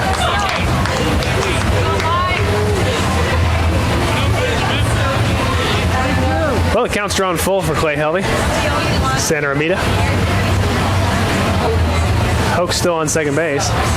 Taking the aggressive lead. That ball is driven into right field. Going back is Nick Tringo. Is it going to stay fair? It goes foul. He gives it a good Well, he's lucky it went foul. I mean, it was foul by like not even 5-6 feet. But it was over the fence. So he was lucky it went foul. It did get out. Yeah, it did get out. That's I think it actually left the park. It did. It Went actually through the screen net and somehow. Or the net and the fence screen. And that's the second time tonight second time today, I should say, that Santa Ramita has hit a ball foul that's pretty much would have gone. Yeah, his first pitch. Yeah, he wasted no time. He came into the game and said, all right, my first pitch, I'm going to take it deep. Foul, but I'm taking deep. Just turned too much. Just a little bit early. Running on the pitch is Hoke. But striking out is Santa Ramita. There's 2 outs, but Hoke is going to get the base pretty uncontested. It's kind of a ball in the dirt, so I think Maynard was really just trying to hang on and make sure he caught it. Prove it he had it. So a big out looming here. Now batting catcher number 5, Marcos Perez.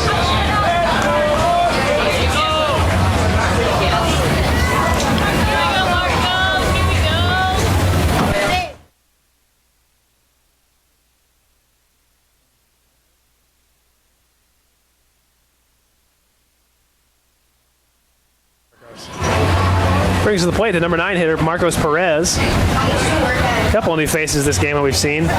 Carlos Lara and Marcos Perez. Marcos Perez hitting right now. Count 1-0. Ball's in there for a strike.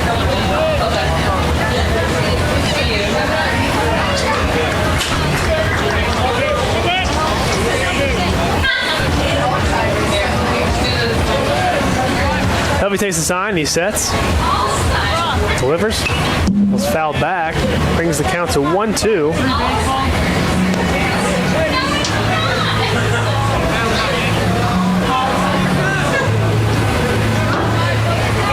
Shadows are beginning to creep in a little bit more and more every inning we go by, every half inning we go by, I should say. Helvey takes the sign, comes set, delivers. Ball's in there for strike number 3. And that'll end it for Perez in the Palm Beach Atlantic in the top of the 5th. 1 run, 2 hits, no errors. After 4.5, we are tied. You're listening to Sunshine State Digital Network and watching TampaSpartans.tv. Jack. University Dining Services by Sodexo allows you to choose from 27 dining stations. They serve breakfast, lunch, dinner, late night, and snacks. The official concessionaire of UT Athletics, Sodexo Campus Dining. Visit the UT website. Check dining services for a variety and hours. And Sailport Waterfront Suites in Tampa, Tampa's only all waterfront, all suite resort, located on beautiful Rocky Point Island, just minutes from UT.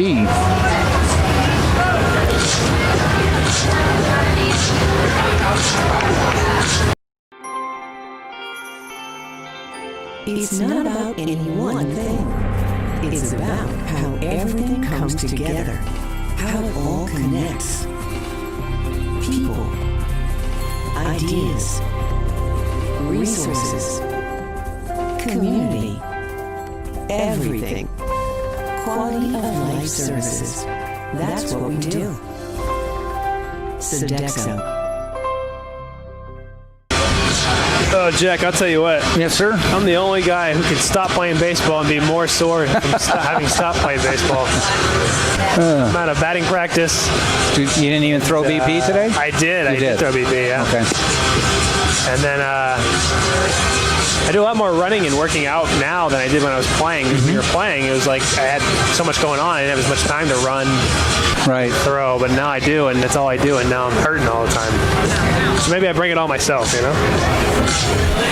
Well, I've noticed that my legs feel better over the last few weeks because of the time change. Really? And it's because I can ride my bike after work. Oh, true. And I'm getting a lot of miles in and a lot of exercise that I wouldn't normally get. I see. Yeah, I mean, it'll make you feel good. It's just sometimes I think I need to give my body a break. And I don't. Like a week off or something, like a week or two off, and I just don't. But regardless, we go to the bottom of the fifth. That brings 11 Richie Rivera to the plate. Center fielder, he is 0 for 0 today. He had the sac fly RBI. Bases loaded earlier in the game. Swings at the first pitch he sees, disguise it out to center field. Coming in is Santa Ramita. He catches. Oh, he falls down. He's not able to catch it. He came too far in and tried to back up. Short and second, said, all right, you got it. And then he tried to stop and kind of slipped and lost his footing, and it drops for a base hit, I guess. I mean, that was a major league pop-up. I would imagine that goes down to base hit. Yeah, it does. They give him a double or just a base hit? I think it's a double. Yeah, I would. I mean, nothing else happened. Nothing really else happened. He shouldn't have caught it. Yeah, but he left. The players didn't do anything to allow him to take an extra base. He left his feet. So tough play for Santa Marita. That was hit high. So high. And I don't think it was second or short's ball because of backtracking out into the outfield. It's a tough play. But he just came in too far. And I'll give him, if you look at the shadows, he was looking right up into the sun. He was. It's a tough field to play. Brandon Galley comes up to the plate. He is 0 for 1 today. He had a big 2-run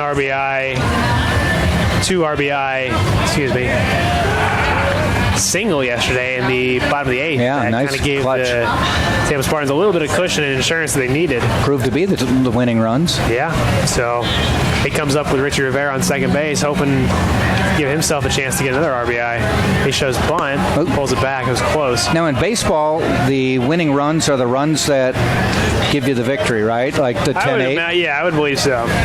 Because hockey has a different definition of a game-winning goal. What do they say? Game-winning goal is the goal that gives you the lead you never give up.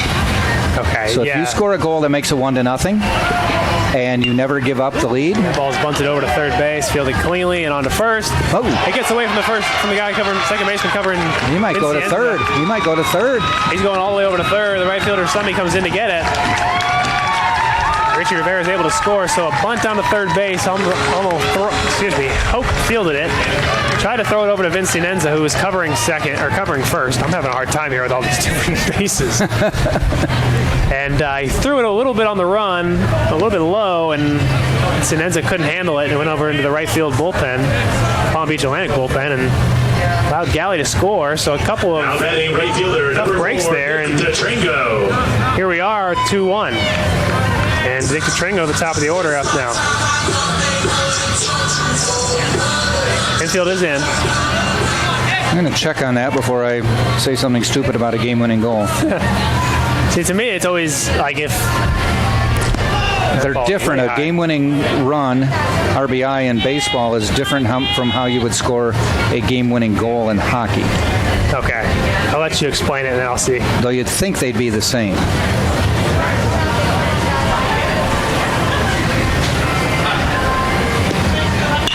That ball's lined under the left field line. It's going to get fouled.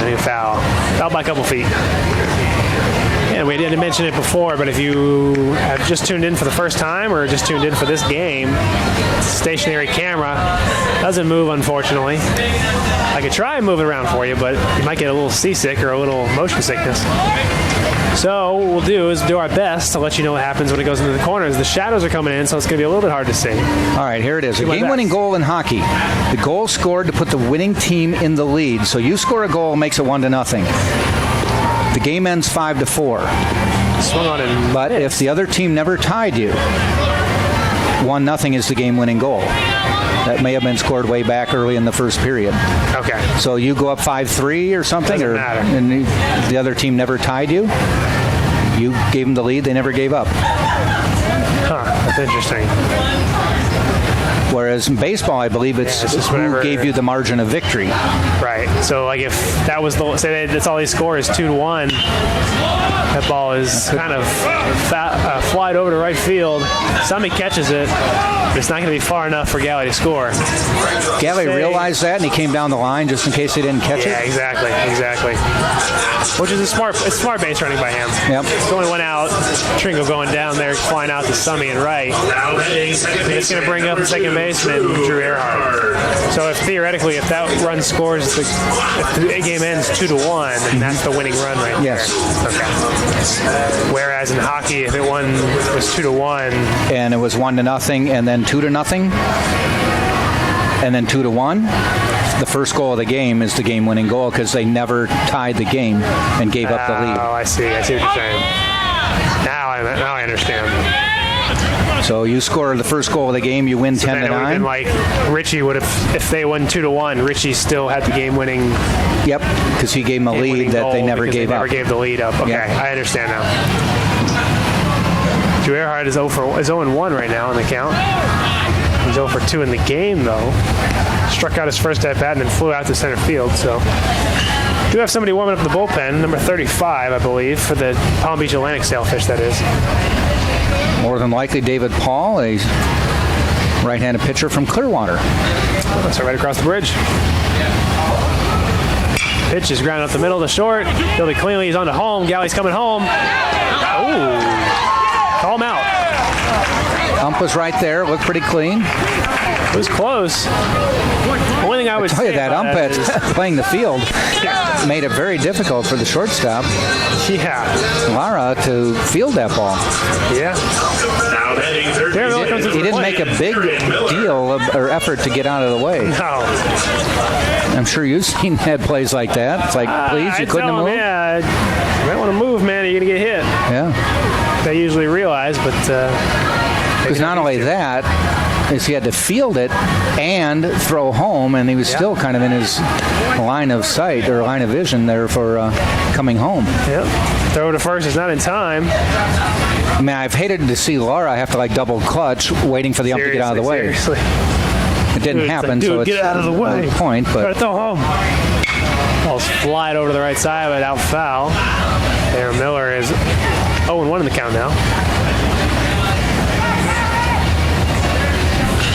Score remains 2-1. The Spartans still winning.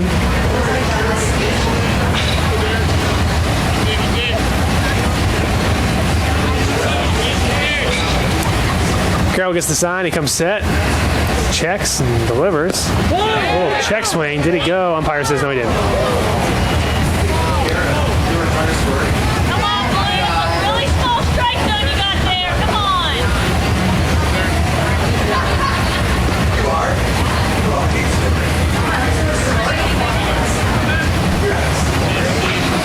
Counts 1-1, 2 outs.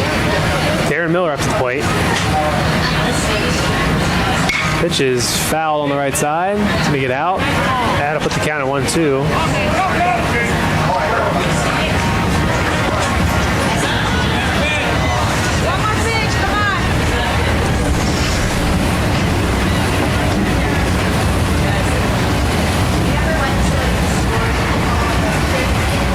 So we'll see if we end up getting a new pitcher next inning for Palm Beach Atlantic when they come back out or what happens. Pitch from Carroll. It's down. Fielded cleanly by Perez. So Drew Earhart is not able to advance to second base on that ball. It's good catching and good blocking by Perez.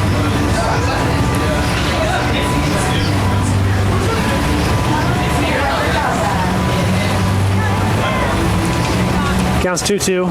Pitch. It's outside, so we're going to go full. Expect to see Drew Earhart running here on the pitch. As long as Carroll goes to the plate and doesn't pick over, which wouldn't surprise me, knowing that Drew Earhart will probably be on the run. 3-2 count, 2 outs. Tampa Spartans leading 2-1. They took the lead this inning. Pitch. Lined in the left field. Not able to come up with it. Is rolling all the way around from first. Who's on the run is Earhart, and he's going to get a Score the run, excuse me. And that should go down as a double, I believe. I don't think there's going to be any errors in that play. It just took a bad hop. That was a sun double is what it was. Yeah, they're going to call that a double. He was fighting the sun all the way. Yeah, there's really not much he could do. It's kind of those in-between balls. Now betting designated hitter number 44. Brings Danny Servin, number 44, up to hit. Nevertheless, a couple of mistakes, really. Ball was 112 miles an hour off the bat. So I guess laced. Yeah, I'd say it was pretty good. Yeah. Not surprising that he wasn't able to come up with it. Big run for the Spartans, though. They're in the bottom of the fifth. Kind of over there on the breaking ball. It's blocked up by Perez, but goes in there for a ball. Yeah, it's a couple of mistakes here and there with the center fielder, left fielder, and the bunt play, which and that don't go down as they don't go down as errors of any sort. There was only one error, and it was that was a throwing error. Ball's grounded over to second. Vincenenza gets him over at first base to Simon. That'll be out number 3. 2 runs, 2 hits, 1 error. We're through 5 here, and Tampa Spartans now lead 3-1. Located at the edge of campus is the Outpost, and the Outpost offers an affordable classic menu. If you're a Tampa Spartan fan, come post up at the Outpost. And Krispy Kreme for generations. Krispy Kreme has been serving delicious donuts and coffee. Visit our nearest Krispy Kreme on West Kennedy. Krispy Kreme serving hot donuts now.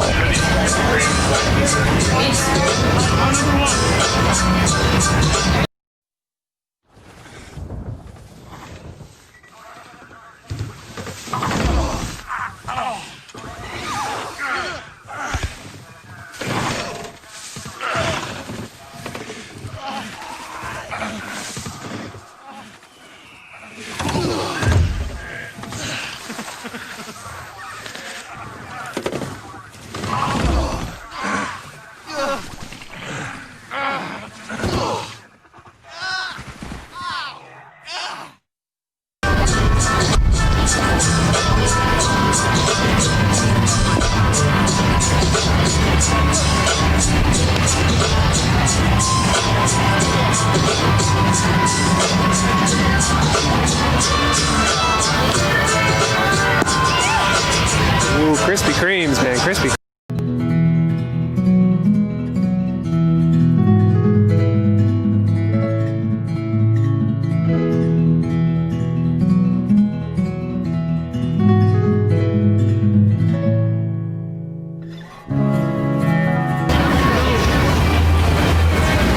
And we're back.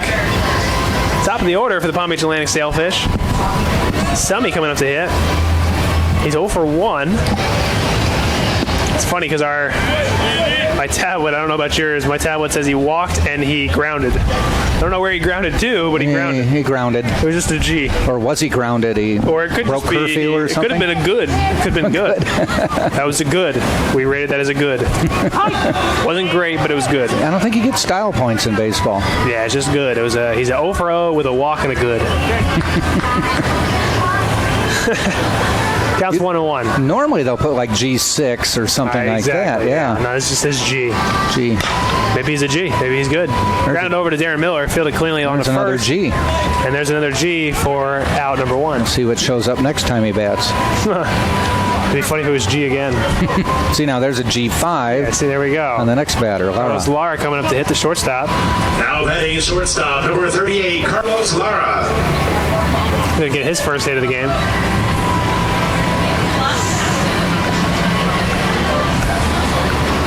Healthy winds and delivers. Ball is inside a little bit. The shadows are starting to get real bad. I don't know if you can see them. For us, it's a little bit hard too. Maybe at home I can see on the camera. I'm looking into it right now.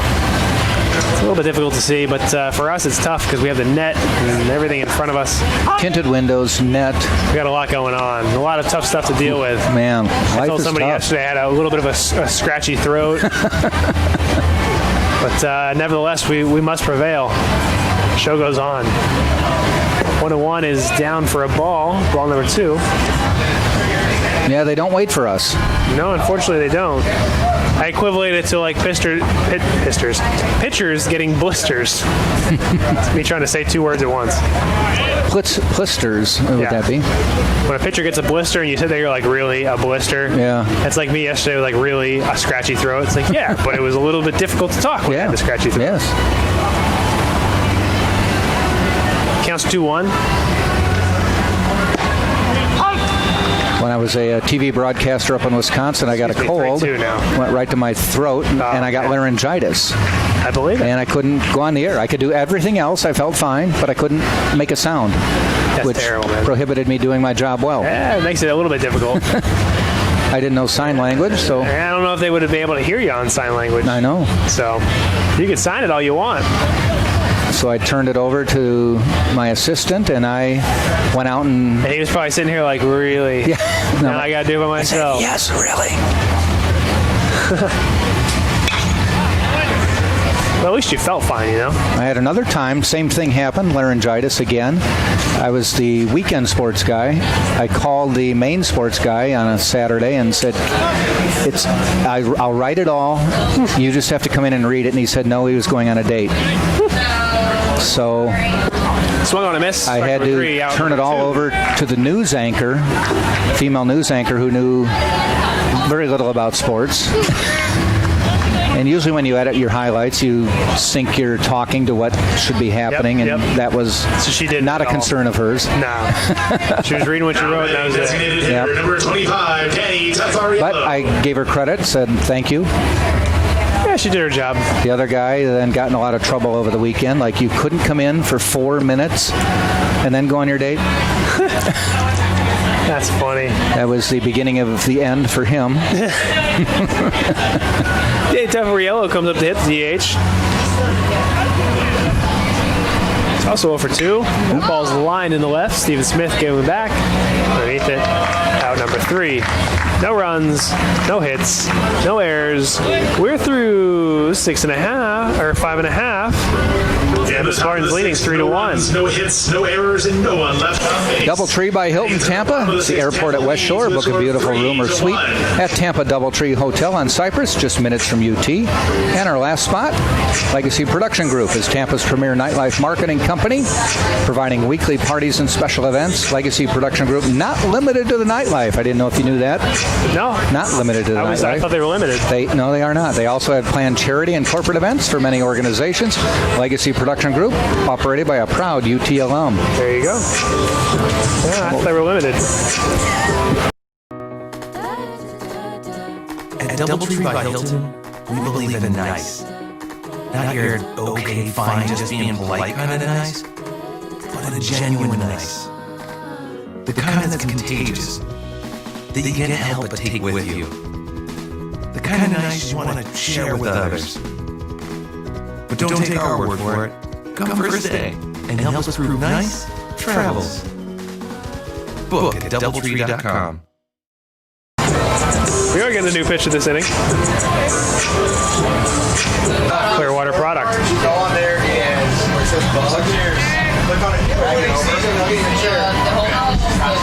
Ooh, that ball is fouled back. Swung on pretty well, though.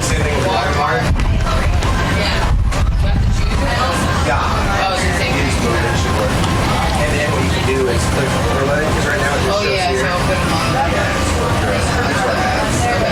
You got it. Yeah.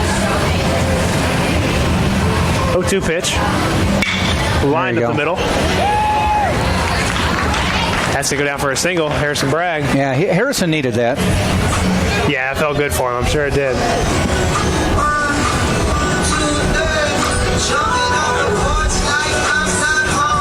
Yeah, I'm sure that felt real good. Danny Maynard comes up. Harrison Bragg on first base. So Paul's first guy gets base hit off of him. I'm sure he's hoping to get a little ground ball double play here.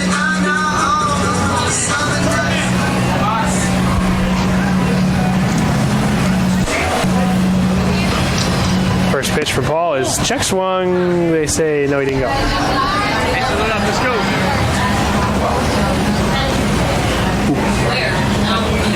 Speaking of scratchy voices, nothing feels better than cold water. No, you are correct. Although I think cold water is not supposed to be good for your voice. Shouldn't be real cold, yes, but it feels so good. It feels good, man. I'm not doing any singing, so if I was doing singing, then I'd probably shy away from it. But isn't like warm? Might be room temp or coffee something. Is maybe warm, warmer like liquids are supposed to be better for you. Tea, I think, is usually. Yeah, that would make sense. The one everybody says is the golden elixir. Yeah. I would imagine tea probably wouldn't sting your teeth as much as coffee would either. Probably not. Coffee. I'm a big coffee guy. Huge coffee guy. 2-0 pitch. Maynard. Taking first strike. Like, I need at least 1 cup a day. I almost got one today because I was like, I'm going to be by myself. I might need to get some coffee. But, like, not like crazy into it. Like, I don't like drink all the different types and stuff. Ran over to the third base side. They say it's fair. He dove and knocked it down on the first. They're not going to be in time. Danny Maynard's going to get a single.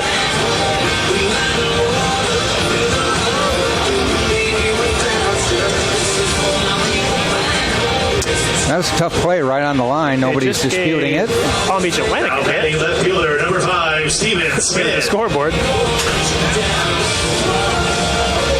Spartans have not many hits. 4 to 4. There's 4 hits.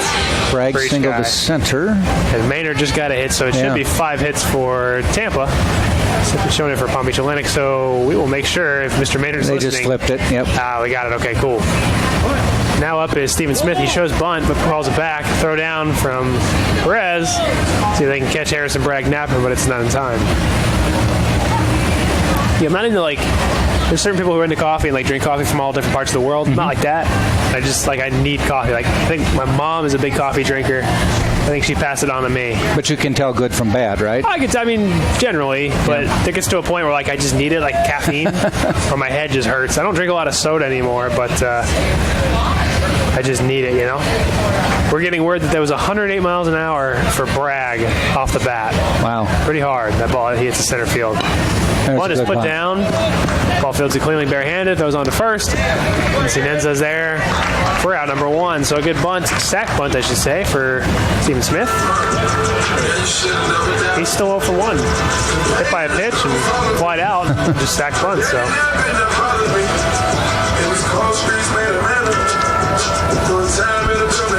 Now batting center fielder, number 11, Richie Rivera. Richie Rivera comes up to hit with man on second and third.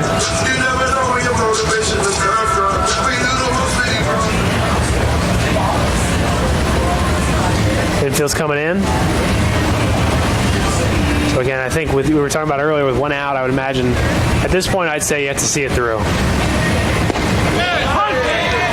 Decent pitch in their first strike. I would say probably see it through with the runners on, with the infield in, and Harrison Bragg being the type of runner he is. I'm not saying in a bad way, just you got to know your type of runner. And they're playing in. And he's not got a big lead, so I'd say just make sure it gets through.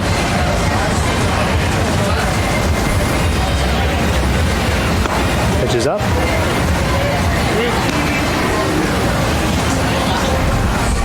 Counts 1-1. Score is 3-1.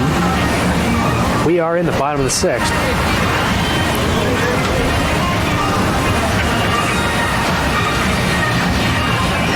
Ball takes the sign. He comes set.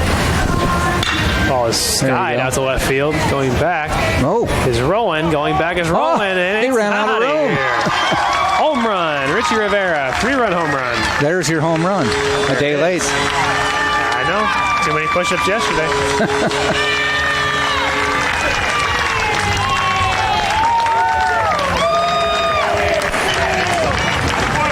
A 3-run home run is going to put the Tampa Spartans up 6-1. Brings up Brandon Galley to the plate. Home run number 2 in the season. Our reference to he should have done it last night is he had a single, a double, and a triple, and had 2 at-bats looking for that home run. Number 9, Brandon Galley. I want to make sure I tell him that it's day too late. Day late, man. Day late, $1 short. I tell you, that one just seemed to keep carrying. There's really not a strong wind, but I thought that Roland was just kind of heading back, waiting for it, catch it a little deep, and he ran out of room. Crazy, man. Ball went 100 miles an hour off the bat. It was 357 feet, so it's a little update for you.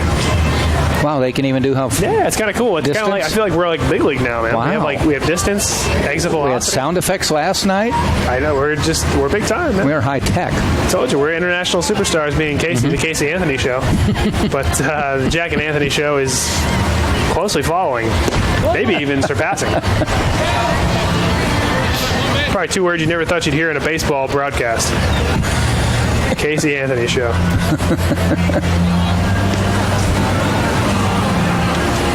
Ball takes a sign. He delivers the pitch to Galley, and it's going to be ball 4. So Galley's aboard on a walk. Brings the top of the order, Nick Tringo, up. You know, I always find it interesting what a pitcher does after a home run. And there was a walk. I always just take the biggest swings on the next pitch. You figure he's mad, just going to groove it? He's going to groove a fastball and try and get it over and show how mad he was. And show you he's in control. I took a big hack. I'm happy to report that there was no home runs that I hit after that. All the run is Galley. Throw down from Perez is not in time. Galley gets his stolen base. Perez threw that one from his knees. He never did get a chance to come out of his crouch. He kind of, it was a little bit of a traveling. I think if you're a ref, you got to call traveling on that one. But I think he kind of caught him by surprise. I could be wrong though. Well, 6-1 is getting to that comfortable area. It's getting a lot more comfortable than 1-1 was. It was 1-1. And they kind of busted it open the last 2 innings. That breaking ball's in there for a strike.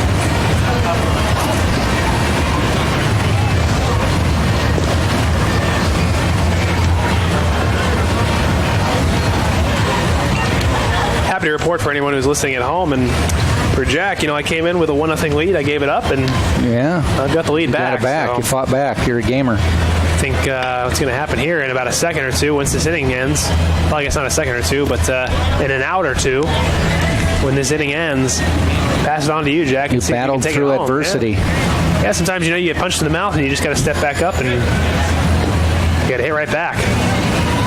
Not to get on a soapbox, but sometimes it bothers me when athletes say that, we fought through adversity and stuff. I said, it's a game. Yeah, exactly. Hey, it was a lot of adversity, man. There was that time where, my voice was scratchy. You fought through adversity? I fought through it, man. A lot of people I told earlier, people were against me, saying bad things about me. A lot of people would have folded. Yeah. A lot of people would have curled up and they would have called it, but not one to brag, not one to toot my own horn. But you stepped up to the mic. I made it happen. Ball's lined on the left field line, but it is foul. Into the Tampa Spartans bullpen.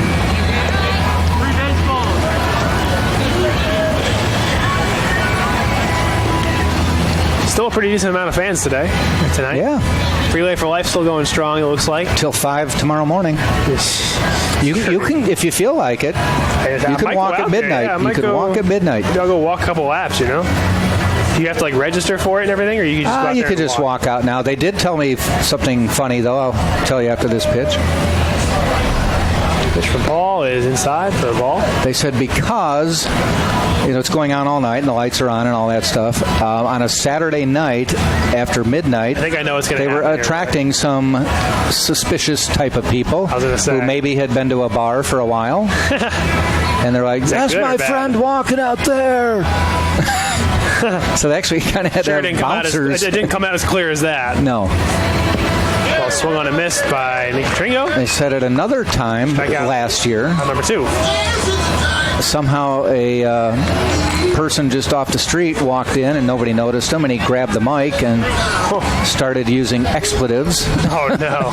They had to quickly shut that down. All right, that's enough of that. We've had enough of that. That's not really a fundraiser. Drew Earhart comes up to hit. Go for 3 today. But they said it does get interesting after midnight. I believe it. A lot of people are just like, "What's going on, dude?" Nothing good happens. Nothing good happens after after midnight. After midnight. Yep. That's funny. I can imagine. It's an interesting group. Uh-oh. Paul throws into second base. Ooh. Very close. Very close. Looked like he had him, but they say no, you didn't. Lara put down a nice tag. He kind of put that down between his legs, didn't he? It was. The way he caught it. Sometimes you thank goodness you don't have a review. Yeah. Because you just never know. That's in there for a strike. The other thing we have to give these umps credit, the base umps, is he's responsible for 3 bases. Yeah, that's what I was saying earlier. It's tough for 2 umpires.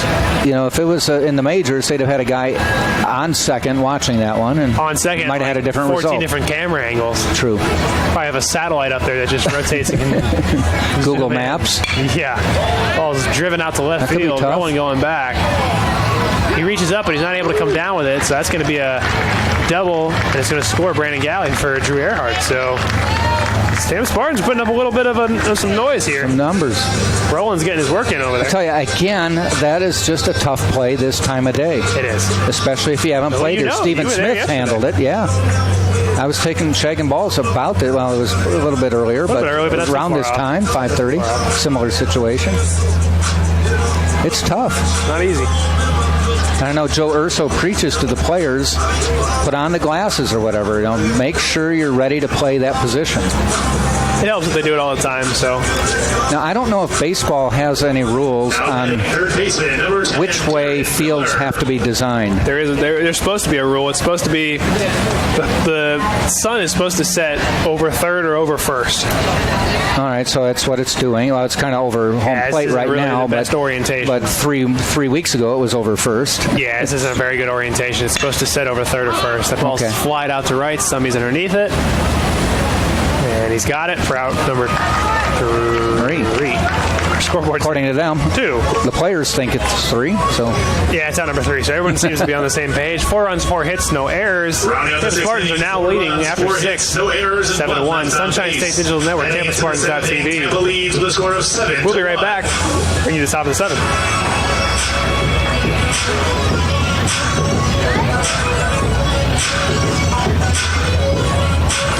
Sub above difference is giant. Giant hearts. Giant differences and giant wins. On Jersey Mike's annual day of giving, 100% of sales go to a great cause in your community. Jersey Mike's. Be a sub above.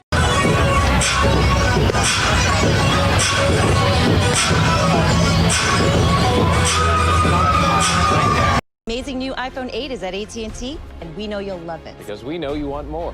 More great camera features and more power. And more than just unlimited data, we give you unlimited plans with HBO included for life. Because you deserve more entertainment and more spokespeople.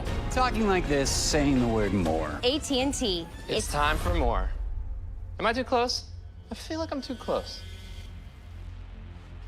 Get the iPhone 8, and with all AT&T Unlimited plans, get HBO for life, only from AT&T.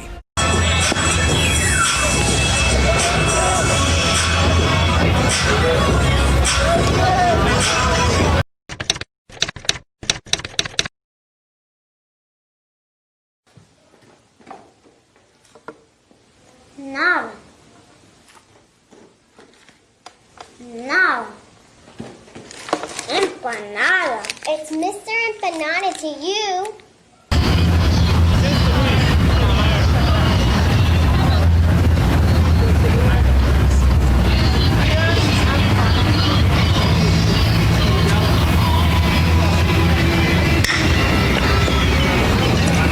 Kyle Simon on a sharp grounder.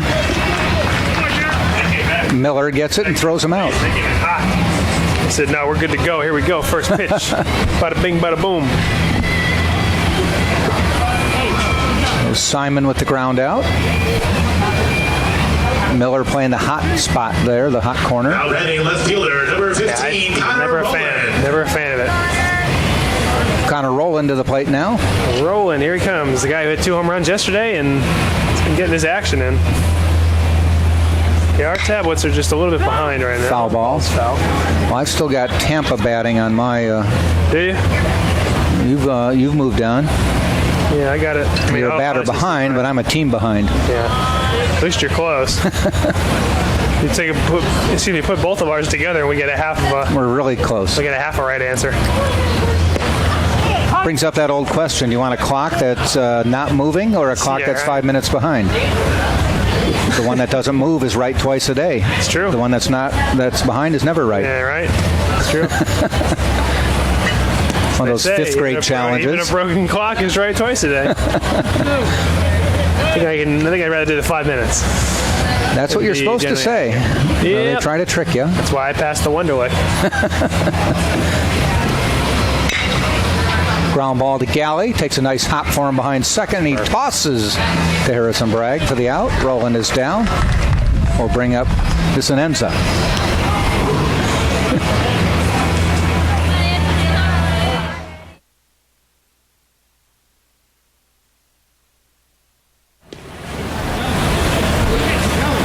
Now batting second baseman, number 4, Eddie Vicinenza. Vicinenza at the plate. Easy, look at you. Just knocking it out. Yep, for the last time, probably. Possibly, yeah.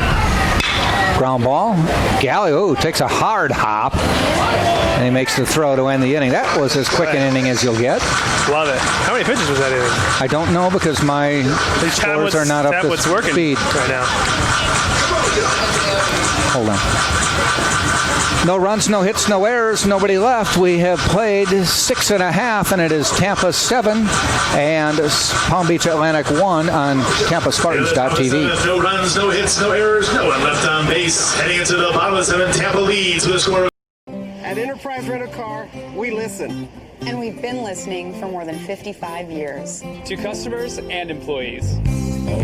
In fact, there was an Enterprise employee who came up with the idea of picking you up when you need to rent a car.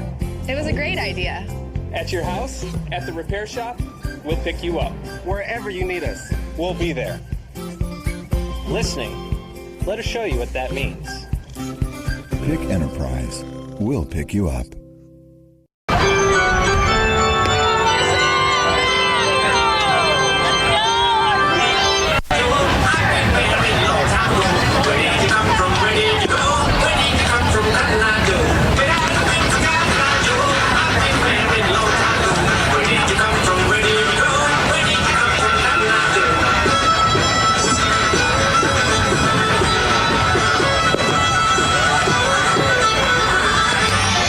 Pitching for Palm Beach Atlantic's number 34, Orson Josefina.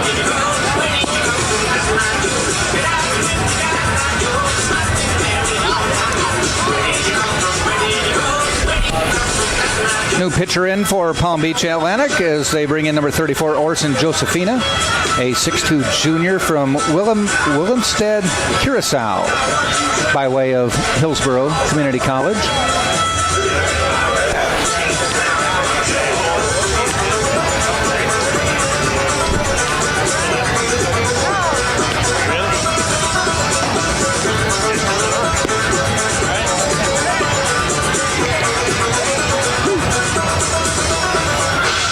So Orson Josefina on the mound, and his job will be serving Bragg and Maynard.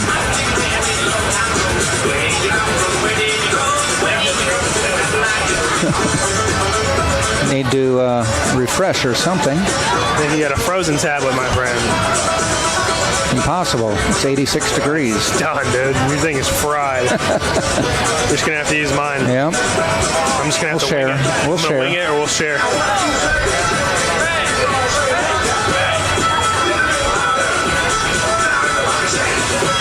Serving with a base hit and a run scored. Grounded out and grounded out. Bottom of the 7th. Now the Spartans up 7-1 after this game was tied 1-1 after 4.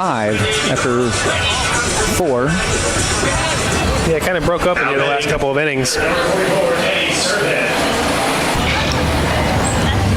Curacao, huh? Curacao, yeah. I played with a couple guys from Curacao. By way of Hillsborough CC, though, so he made his way to Tampa. Yeah, nothing wrong with that. Get you a little education and move on to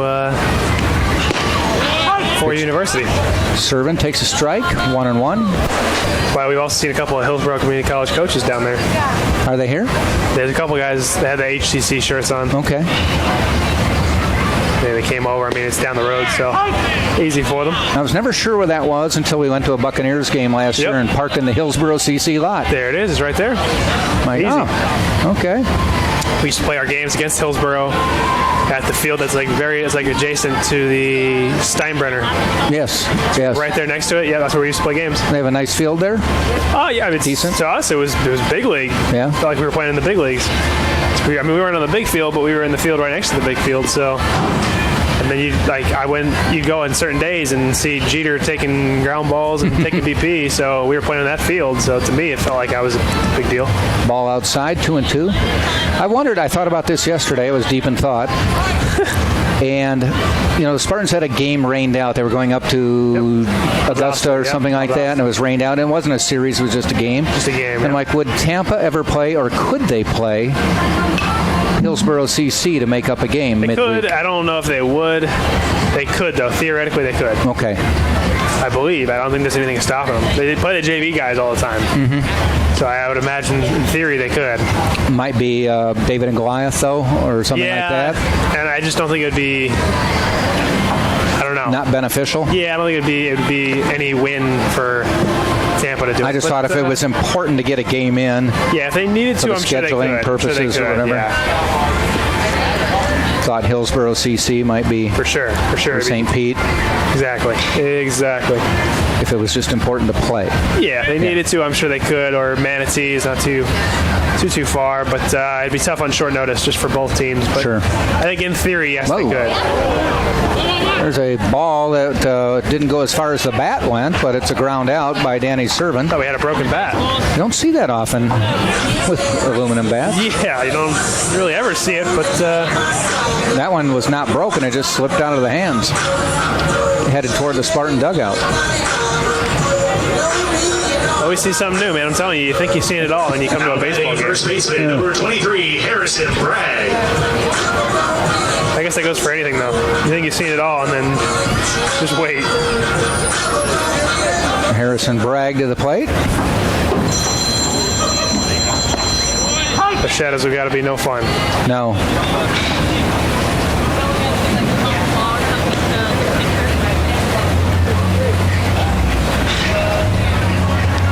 Josefina with the pitch on the strike one pitch.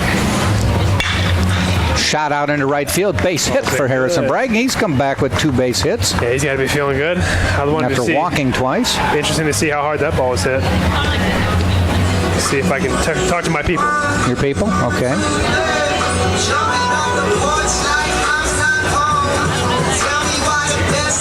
We got 106 off the bat. Which I think was the last one in straightaway center. And then we also got 92 on Josefina, the pitcher, right now. Really? He's throwing it pretty good. No wonder why there's some scouts with some radar guns up. Which is a credit to HCC, too. HCC seems to be getting some good players these days. I mean, when I played them, they were kind of struggling, but they've since. I mean, this year they have a really good year and have some really good players, from what I heard. This is Danny Maynard, 1 for 3 today. Singled and scored his last time up. Ball outside. 1 ball, 2 strikes.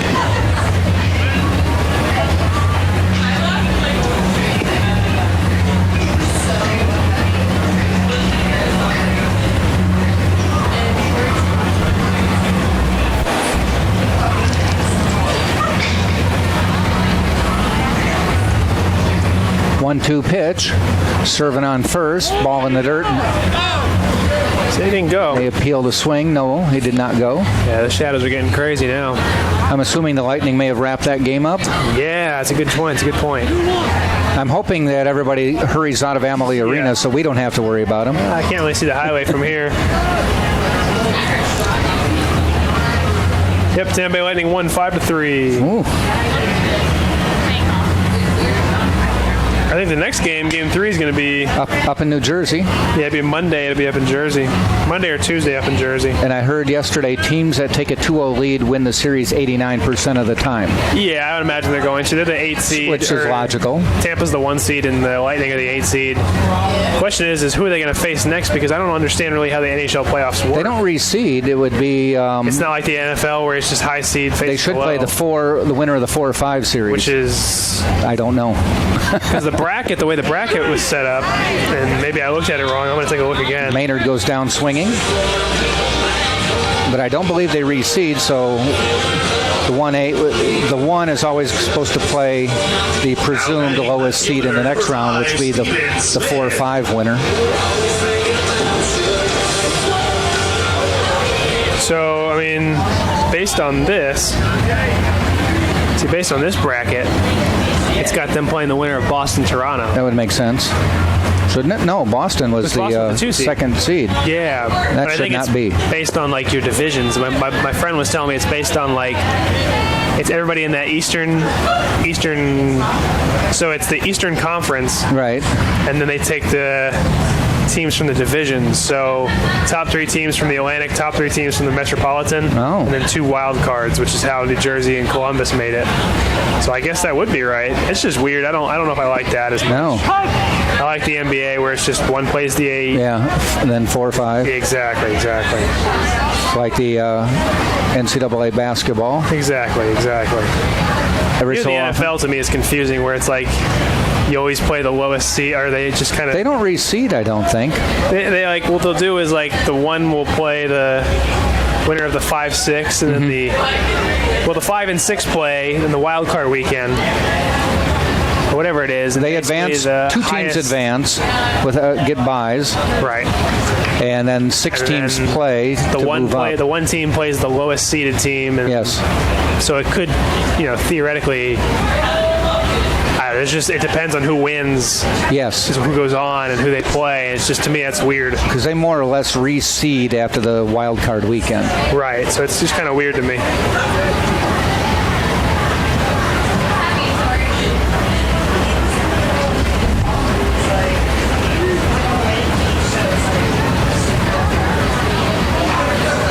Boston-Toronto, man. I went and saw Boston play a couple weeks ago when they came to town. Ground ball out to second, takes a high hop, toss across, ends the inning. And we have played 7 full innings now, and Tampa with no runs, no hits, 1 hit, I should say, no errors. Leave 1. After 7 full, it is Tampa 7, Palm Beach Atlantic 1 on TampaSpartans.tv. On base. Heading into the 8th inning, Tampa leads with a score of 7-1. 0 calories, maximum Pepsi taste. Tommy, T-H-O. Cece, glad you made it. Ricky wins again. Oh, what is this place? Iowa, only with maximum Pepsi taste and 0 calories. Whoa. I love it when he does that. Pepsi Max, the official soft drink.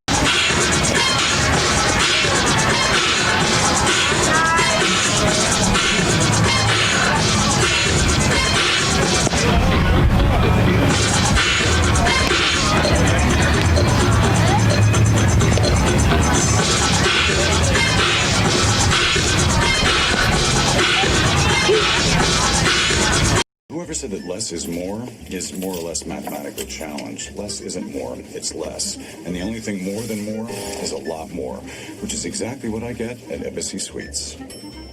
More space. More downtime. More family time. More me time. More me time. More me time. Because the more I have, the more I have to have more. More room, complimentary drinks, free breakfast. Embassy Suites Hotels. Is back, man. Surf and turf. Kobe beef was gone for a little bit, but they got the Kobe beef burgers back. Hot dogs. There's a great place with the Kobe beef in is there? Safety Harbor. It's called Burger Monger. Oh, I've heard of Burger Monger. Yeah. Base hit into right field for Hauk. They're very good. I think I was going to cook tonight, but maybe I'll go to Burger Monger. It's in Safety Harbor, though. I don't know if there's a couple others in the area. Kind of far? No, it's like 5 guys. No, I'm saying is it kind of far? Oh, is it kind of far? Burger Monger. There's one down on Del Mabry. Okay. Well, at least there's supposedly one. The one we go to is Safety Harbor. Maybe tomorrow I'll go. Yeah, I see where you're at. Safety Harbor. Yep, Center Amita is at the plate. He's got a 0 for 2 day going, though he's hit a couple mammoth foul balls. He has. He hasn't been cheated there. Ooh. A little bit louder than Strike call, 1-1.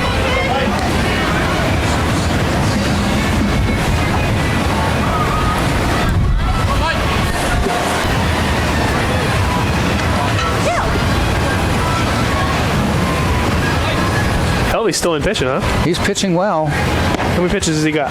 Let me look over here. We have 83, so not many. Yeah, he's been doing pretty well. We're in the 8th, so that's big time for the Tampa Spartans bullpen if they can get a little bit of rest. Again, we talk about how we're coming down the stretch here and starting to get hot. You can keep your arms fresh in the bullpen. That's what you want. Swing and a miss. We were talking in between games how they have a good ability with a lot of their guys can start and can do relief work, and that's big time. When you get into some of these late games and late times in the season, to be able to bring somebody in and say, hey, we need you to do a spot start, that's awesome. Do you speculate up in there's strike 3 call in Santa Ramita? Up at Southern Indiana, they might give some other guys a shot next weekend, or do you need your guys to keep pitching their schedule? No, you want to keep, you're going to keep LeBron and Pimentel, and I imagine Helvey will still start. But for whatever reason, if they're maybe they seem a little tired, Helvey's thrown now 8 innings, but for whatever reason, if they have anything they're they don't look that good today, they don't look too sharp, and we're getting hit around, we want to win, you can throw you can throw an Acre, you can throw a Leisure, you could throw a Calleja. Even Bickle's gone for some extension, and those guys can go out there and get some extended relief for you if you need it. Like last week when they had the Embry-Riddle game, and I don't know if they told you too much about it, but the Saturday game was a little bit tough with the weather. Okay. And excuse me, Pimentel started, and he went out there, and they had a little bit a 30-minute delay, and he went back out, pitched the 4th, and they had about an hour and a half delay, so he can't go back in. Right. So then I think they brought in Calleja, and he went in for about 4 innings, 4 innings, and then they had to call it until the next day. Oh, that's right. So, that's where with days like that, when you have as many pitchers as they have, and you go as deep as they do.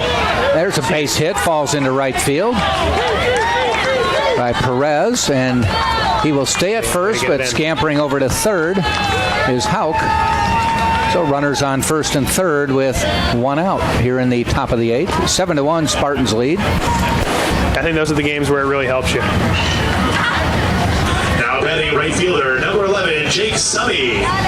Joe Urso's had the luxury of, he told us before the season started, he said, I've got 6 guys to choose from for starting pitching. Yeah. And it's crazy. And no loss of caliber of pitcher.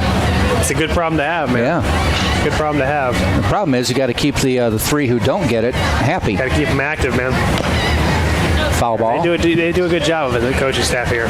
Sam and Jose and Urso. This is Jake Summey, the leadoff hitter. He's 0 for 2 with a walk.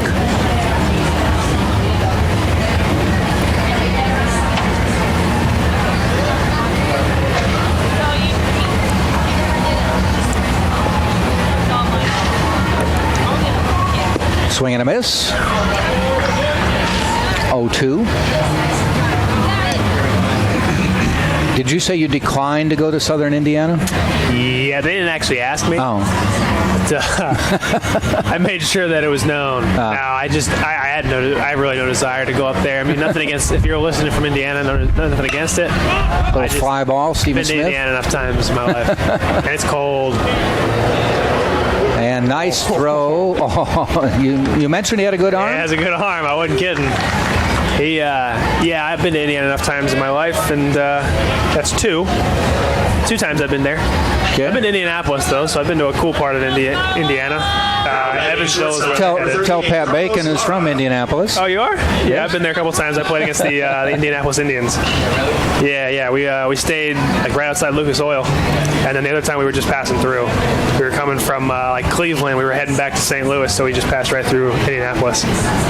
Pat's very happy you didn't say anything bad about Indianapolis before he could get his Indianapolis is a fun place. Name in there. Lucas Oil's. We have Raymond James. And Raymond James is a big stadium, and I've driven past the Eagles' place on 95. I've driven past the Meadowlands, or what was formerly the Meadowlands. Now it's MetLife Stadium, and they're big stadiums. But man, Lucas Oil is no joke. It's so big when you see it, from outside of it.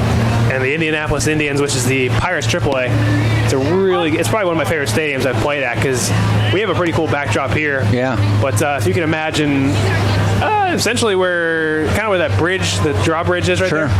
There's a big hotel, the JW Marriott, and it's right there, and it's so big, and it's a really cool place to play. This is Laura at the They're going to be up in Evansville, so Evansville's a little bit south. I think it's right near Kentucky. It's almost on the border, if Right not on the border. It might actually be on the border, too. 1 ball, 2 strikes to Laura.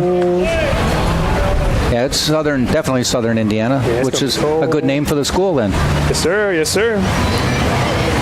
It's going to be cold, man. I can't. Although it would be nice, though, considering this weekend they're playing like 87. Ball nice gets block. away. And down to second goes Perez. By next weekend, though, it could be 65. It's supposed to be It's like that one time of the of days, year. It's supposed to be in the 60s, and then it's supposed to be a decent weekend for them. I'll tell you what, I've been getting bit by something. I don't know what it is. We were over on the track before the relay started. Pat, I think, were you mentioning all the bugs that were out there? There were a whole bunch of bugs out there at the track.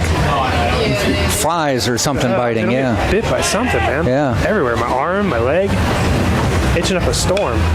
Little pop-up foul.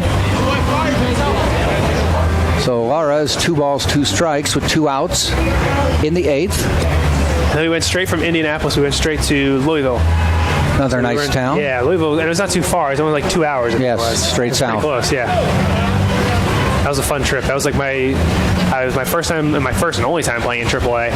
And I met them in Indianapolis and foul ball. And then we went down to Louisville. So it was a pretty cool trip. And we got to fly. I was like, wow, this is crazy. We're flying. We're not on a bus.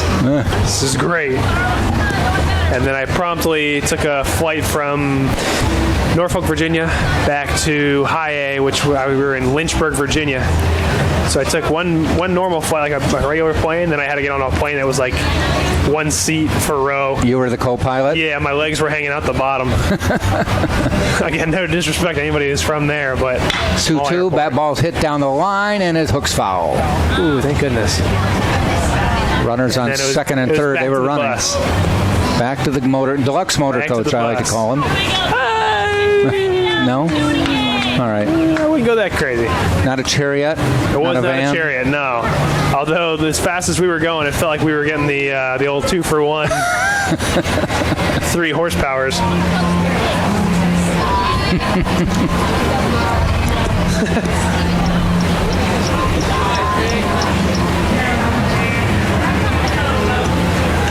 So the 2-2 pitch again to Laura.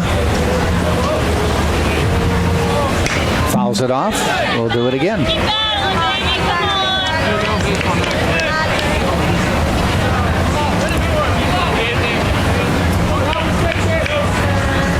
Oh, it's so itchy. I gotta stop itching it.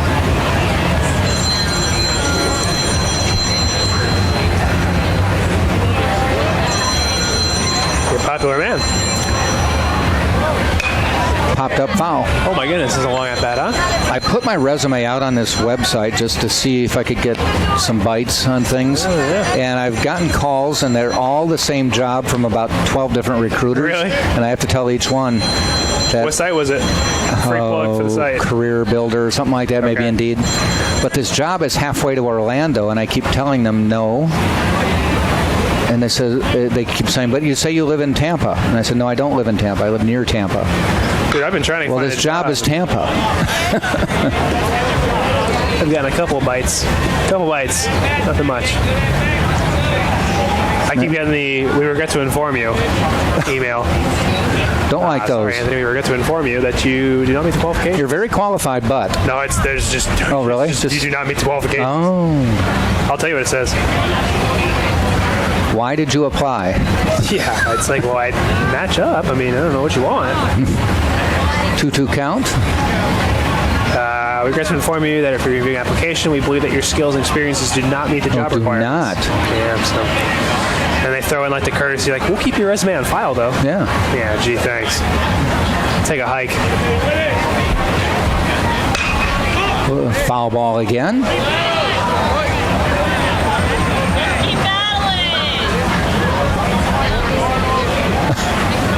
Throw back to Helvey was up in the sun, and he ducked out of the way. He wanted no part of it? Nope. Neither would I. He had to explain to Danny Maynard that it was in the sun. Maynard's like, what? I threw it right to you. Come on. Well, it hit you right in the chest. So Helvey leans sorry, in. Did I hit you in the chest that time? Is it 2 down the middle? 2-2 for the 5th time. See if we can. Ball 3. This would be huge here if we can get out of this jam. Probably, mostly from a time last standpoint, inning, maybe. but definitely from a. Yeah, I would imagine this would probably be Helvey's last I inning. can't think of any time I ever saw a Spartan go the distance. I don't remember, but at this point, I don't think it'll happen. He's a lot of pitches. Ball bounces away. That's going to put a runner across. No, they got him at the plate to end the inning. That was a heck of a play. You were talking about bouncing back. Yeah, it bounced nicely for Maynard. Helvey does a nice job of covering, and they had him by about 3 steps. That will end the inning. Still gets to walk, though. So no runs, 2 hits. At least for oh, that's true. He did walk, didn't he? No runs, 2 hits, no errors, and no one left on base. Heading into the so we go to the bottom of the 8th with Tampa still leading 7-1 right here on TampaSpartans.tv. See, I'd probably go Palm Harbor, and if you didn't know that, I'd say Dunedin. If you didn't know Dunedin, I'd say north of Clearwater. Eventually, I just said, you know where Clearwater is? He said, yes. And I said, 10 miles north. Yeah. And he said, I do know that. And he said, I've only been here a year. Clearwater, Palm Dunedin. Harbor. No, Dunedin. Yep. Palm Harbor, okay. We can be at the Blue Jays place in 5 miles. And then is Oldsmar is east of so it's more Palm Harbor. Inland a little bit. Okay. Yep. It's the next suburb inland from us. So where's Newport Richey? That is 12 miles north of Palm Harbor. Okay. It's Palm Harbor, then Tarpon Springs. I'm asking all these questions. I have a map right in front of me. You're testing me. Yeah. It's Clearwater, Dunedin, Palm Harbor, Tarpon Springs, Newport Richey. Oh, there we go. Okay, now I see it. Holiday, too. Richie Rivera got walked on 4 pitches, and it got away, and he was looking to go to second. Yeah. But they tracked it down. A lot of the wheels are falling off on everybody today. Newport Richey is pretty far north. About 12 miles north of Palm Harbor. Hudson. Yep.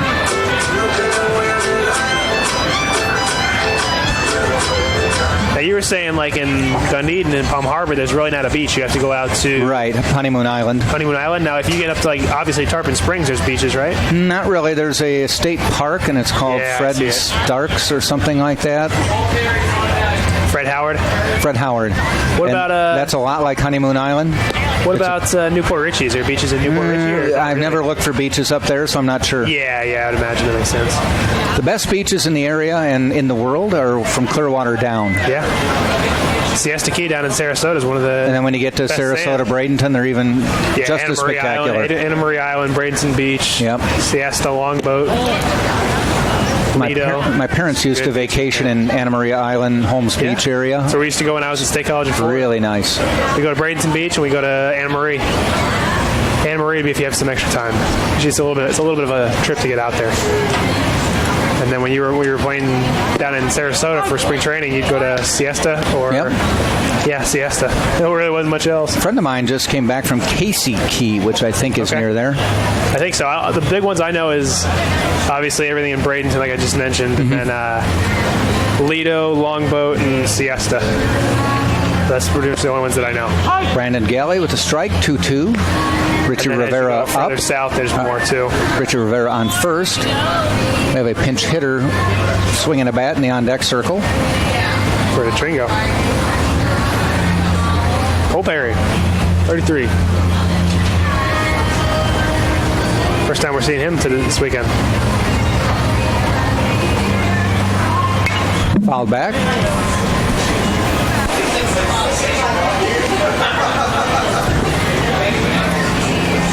I kept thinking this game was moving along. I forgot my computer's frozen. Yeah, we're at, 6:35? 6:35, so we're 2:20 into this one. My watch is way off. I'm going to fix this thing right now. I love mechanical watches, man, but they just... you got to watch them because they will lose time after a couple of minutes. So Galley goes down swinging. It'll bring up Cole Perry. Pitch hitting for the Spartans, number 33. Batting for Nick DeTringo is Cole Perry, a junior from Jacksonville, Florida, from Atlantic Coast High School and St. John's Rivers State College. Justin Hernandez on the mound. Now with 1 out here in the 8th. Spartans on top 7-1.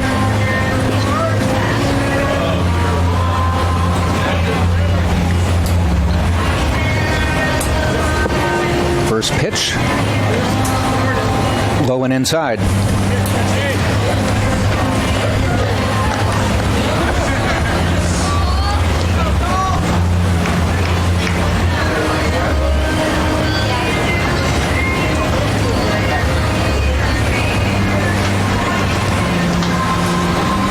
And the pitch.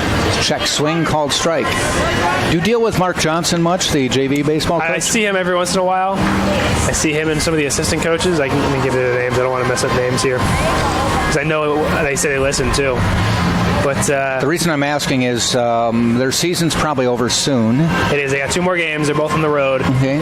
They're playing IMG and, what was the other team? I have it on the tip of my tongue. Pasco. Okay. I thought it might be nice to have him come up and sit in with us for an inning or so. For sure. Just to talk about the JV for the last series. I don't know if he comes to the games. It looked like the JV guys just got here. Yeah, Jake Bullington. Just got back a while ago. I know he watches, he listens. He said he listens to some of the games. Okay, Mark, well. Jake Bullington is the pitching coach, and he says he listens to some of the games. I'm sure Mark does, and a couple of other guys who... Well, we want to put you on the air and talk about JV ball next game. Yeah, no, they should come up. I'll let them know. So they'll probably be out here. Once their season stops, they usually are with us for the most part through the rest of the way. I wish I had a JV basketball team. I'd go out for that. Yeah. What position would you play? Guard. Shooting guard. Yeah, you play the 2? Never saw a shot I didn't like. The only thing I would play on JV basketball would be the announcer. Really? That's about the only thing I'd be good for. Ball 4. Another pinch hitter coming up. It's number 17, Chris Gaffney. Good to see Chris getting into the game. Holtzville, New York, by way of UNC Wilmington. Pat, my philosophy in shooting, after I got out of high school, playing city league ball and stuff like that, was if you had 2 guys wide open under the basket, shoot because they have rebound position. Yeah, I was going to say, my you don't believe in that, do you?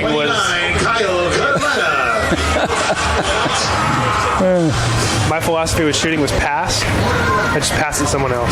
Get it out of your hands as soon as possible? I get it and get rid of it. We also had a pinch runner come in, 29, Kyle Canaletta, who came in to run for Colberry. Somebody asked if we were any good, one of the players today, and I said we were 4-20 as seniors. We never won a home game. We had parents' night every home game, so we'd at least have 30 people at our games. Oh, man.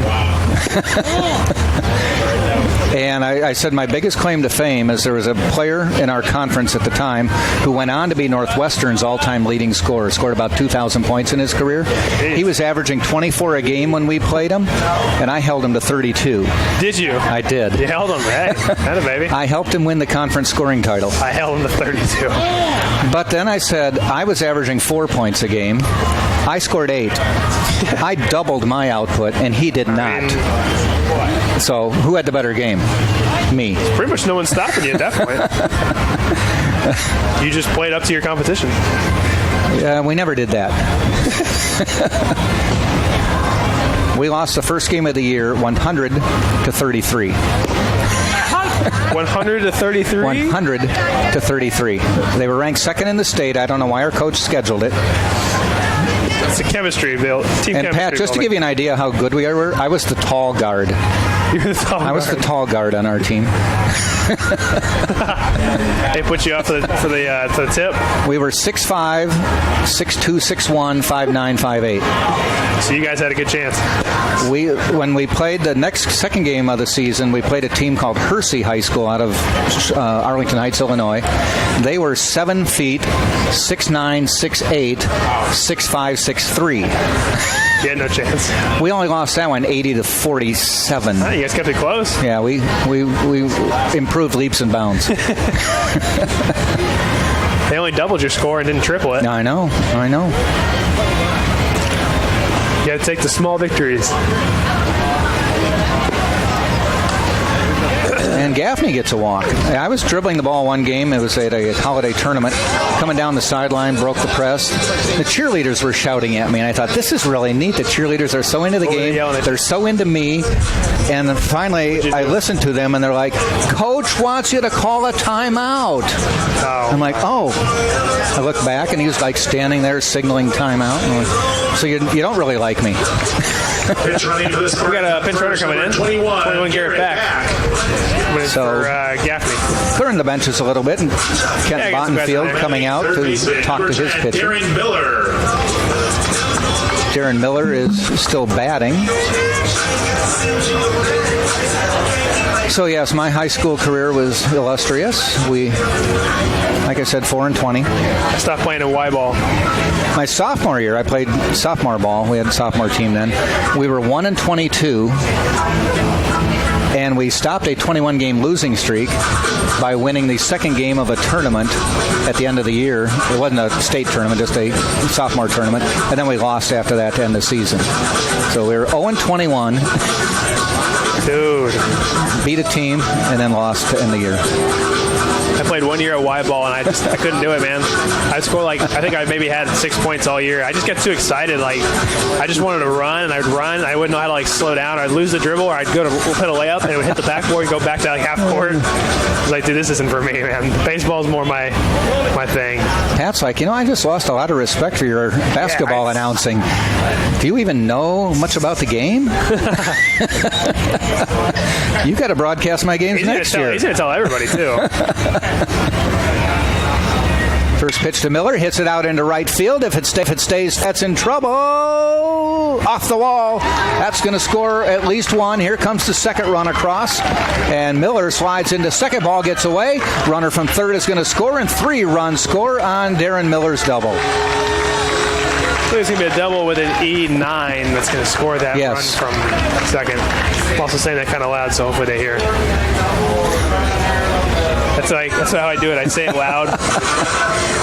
Pitch hitting for the Spartans, in case they want to know. Oh, we got a pinch hitter. Jack Loflad coming in.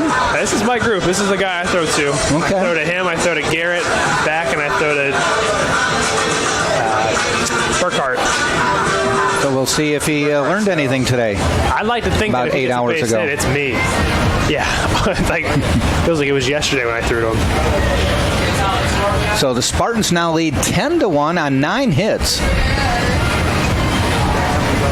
O'Flad watches one outside. I taught him that right there. I just got to feel like how I get dad. You taught him to not swing at a ball 3 feet out of the zone? That's what I taught him. Nice job. I actually threw a couple balls out there, and he took them, so. O'Flad is a junior from Summers Point, New Jersey. I know his dad's listened in the past. Ground ball through the middle. Got that base hit as Coach Anthony Coronia instructed him. Baby Jack. Where's he from? Summers, New Jersey. Summers, what was it? Summers Point. Let me find it again. Summers Point, New Jersey. I wonder where that is. Now New Jersey a couple times. Number 23, Harrison Bragg. See if there was any tweets about this. That's like right near the... Sounds like it might be on the coast somewhere. Near Atlantic City, somewhat. Okay. Not really, but somewhat. Ocean City. I don't know Jersey. Pat, I do have to tell you one thing, though. After high school, playing just rec ball, I honest to God, I used to be able to dunk. Honest to God, I could dunk. Not in a game. Dude, now you're No, I could. And I used to be able to hit it the rim right about where you'd wear your watch. I couldn't palm it, but if I held it and I just flicked it, now I did it like half a dozen times. But I could dunk. And now I can't hit the net. It's called terminal aging, is what I have. It happens, man. It happens. Yeah, terminal aging. No matter what you do, the clock's ticking. Oh, that's the problem is, what do they say? None of us are making out of this thing alive? None of us are making out of this thing alive. Yep. You can nip and tuck all you want, but you're still aging. We digress. We do that with a 10-1 lead. Yeah, we're, especially in the second game of a doubleheader. See if Brad can get a third hit tonight. He's come around his last 2 at-bats. Yeah, he's been looking good. He's been on base 4 times today. 2 walks, 2 base hits. He's had a good game. Second game. It's only 2 for 2, yeah. Yeah. 2 walks. He's been on base all times. Runners on first and third. Servin on first, Miller on second. Or Miller on third, I should say.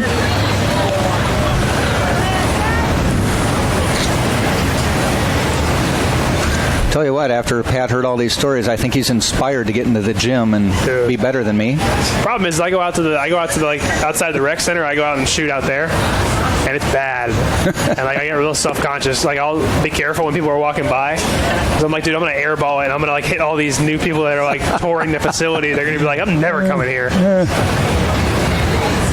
I tore my ACL the last real league game I played, rec league. I tore my ACL. What was that? All I was doing was sliding sideways, playing defense. There's a pop-up toward right field. Shading his eyes. Summy. And making the catch is Summy. And the runner tags from third and scores.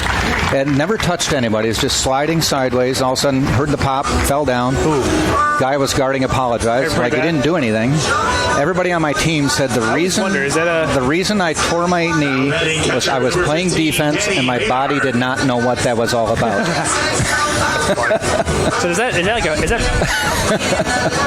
pretty painful? Like when you tear your ACL, or is it kind of just like? No, it was a sharp pain, and I'd swear it made a noise. Everybody always says it makes a noise. I don't know if it did, but then it went away. Then it went away. Really, it just kind of felt like whatever. Yep. You just didn't have you couldn't do much on it. No, you couldn't do anything laterally. And at my age, at the time, I was 50, and the doctor's like, "What do you want to do?" He said, "If I leave it." He said, it's surgery, it's tough. He said, if I leave it, you can mall walk the rest of your life. Really? You can't do anything sideways, probably can't run. You don't have any, or I can fix it, whatever, your NBA career's over. What'd you end up doing? I had it fixed. Yeah. That one gets away just a bit outside. I was going to say, at this point in my life, where I'll throw BP and sometimes my elbow or shoulder will be a little bit tired. It doesn't really matter. But I would imagine if something ever happened, I'd like to have it still. I could still play catch with my son or something. Yes. I'd still want to be mobile enough to play around with my son or my kid. Yep.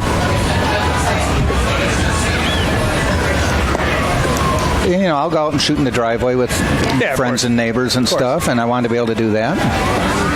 Wanted to be able to go shag flies. Yeah, exactly. I probably should have known that. If the rehab's no fun. I can't imagine if you have to rehab for a real reason, like somebody like you would have to do. It's no fun. You were out for a little bit last year, weren't you? Yeah. Really?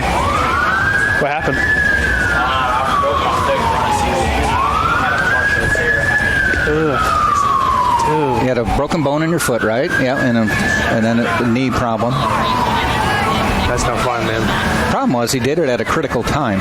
Yeah. When Spartans needed him. Ground ball in the hole. I think Joe's going to hold him up. Yep. Too sharply hit. Yeah. But nice job of hitting by Maynard. It's my other guy from the group. All right. Pitch hitting for the Spartans, number 26, Drew Burkhardt. Drew Burkhardt to the plate. Number 26 coming up. He is a come on, baby. Make me sophomore proud. from Steinbrenner High School here in Tampa. Might get a new pitcher, excuse me. Yep. 14 coming in. Let's see who that is. It is Blake Bile. He is a sophomore from Rockledge, Florida.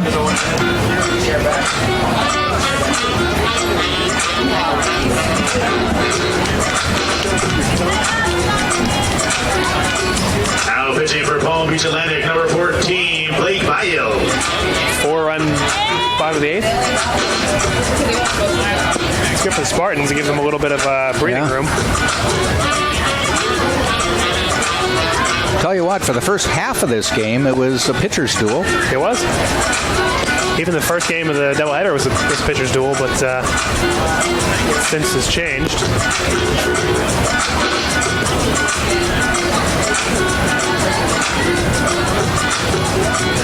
We got Michael Calkins in the audience tonight. Is he here? He's down there in the bottom left looking at us. One of the most famous games in Tampa history he pitched. 2015 National Championship, right? Yep.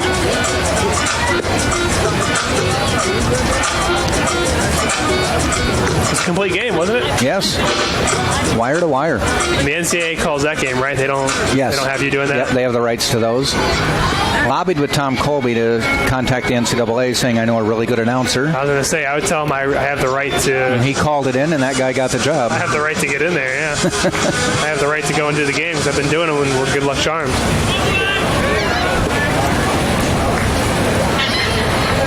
So Burkhart with runners on first and third hits a little roller. It stays fair. The toss across in time to end the inning. We'll go to the ninth. Drew Burkhart saw his first pitch, liked it, and swung at it. Spartans, though, pick up 4 runs, 3 hits, an error. And now at the end of 8 complete, it is Tampa 11. 11 runs, 11 hits, no errors. And Palm Beach Atlantic 1 run, 6 hits, and 2 errors. This is TampaSpartans.tv. And we get ready for the ninth. It will be Tufferiello, Simon, Rowland. We got Cole Aker coming in to pitch.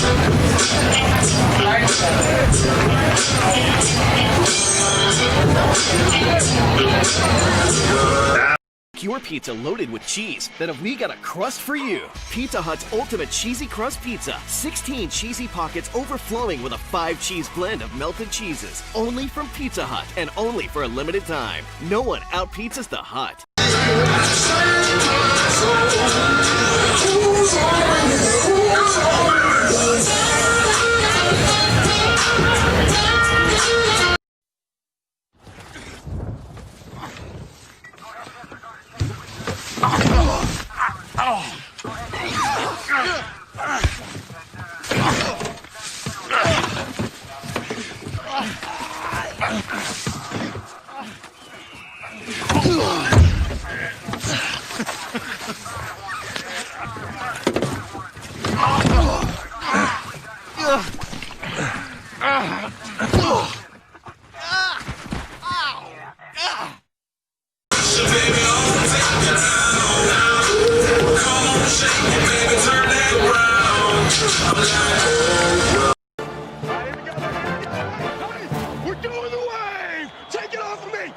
For 42 minutes, he's been trying to bring an entire stadium to its feet. You missed it, buddy. Why does he do it?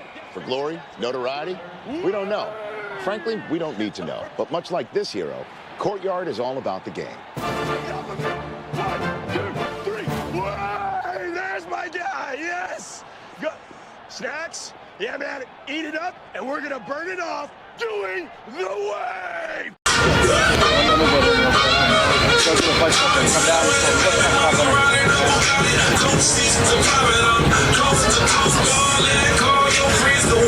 Yeah, first of all, very flattered that everybody would come. Thank you very much. Does anybody have any questions before we move on? You remember the girl wearing the Go Phil shirt following you around? Yeah. It's me. I It's do. been me on several occasions. I started papering my cubicle with pictures of you. Do you have a picture of the shrine? I mean, I'd love to see it. I've got a mental picture of it, and it's I do too. Pretty weird. Yeah, a little bit. I believe that I have a happy marriage because of you, because sometimes I do a little substitution, you know, just mentally. Whoa. But anyway, Mike, let's...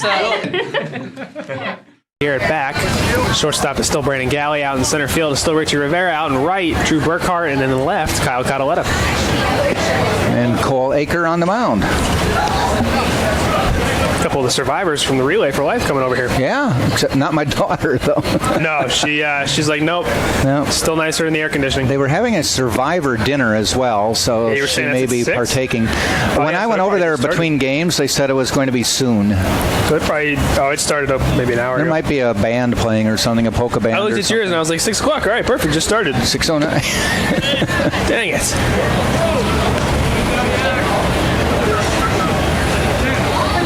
Tufferiello, 0 for 3. Spartans, 3 outs away from a sweep. That's big time. And a 20-1 conference record, a 16-game winning streak. That'd put them at 31 wins, too, if they were to 31 wins, 31-5. If they were to win, that'd be big time.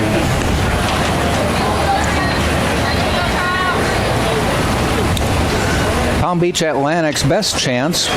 Actually, I mean, it was only 2-0 in the first game today, but yesterday they battled back and kept hanging close. They've been in all these games. This one doesn't seem like it because of the score, but they've been in this game up until about the 5th. Yep.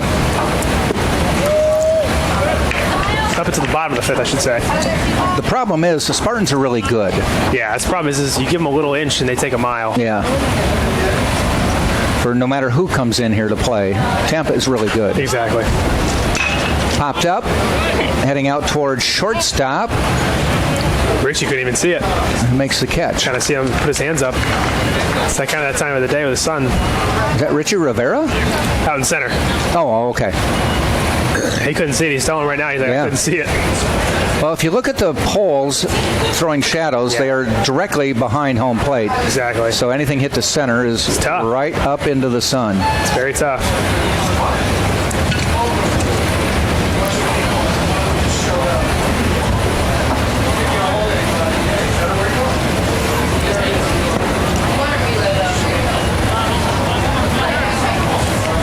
So Connor Rowland at the plate now. He is 2 for 3 today. Yeah, he's been having a pretty good day. Yeah. Had a good weekend, actually. Had 2 homers yesterday as well. Hits a ball out into right field, foul.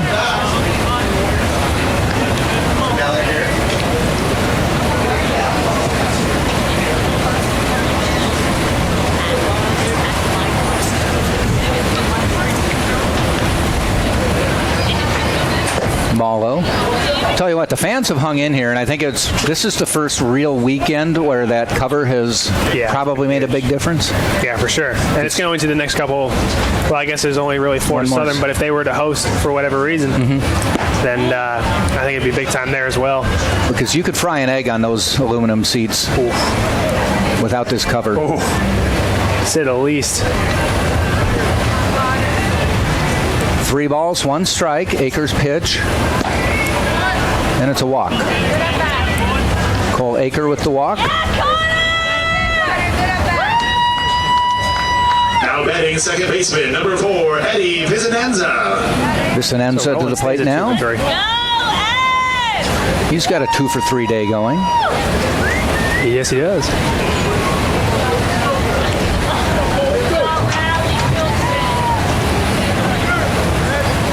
Two outs. Vicinenza's the last opportunity, but they need a bunch of opportunities as they're trailing 11-1. Yep.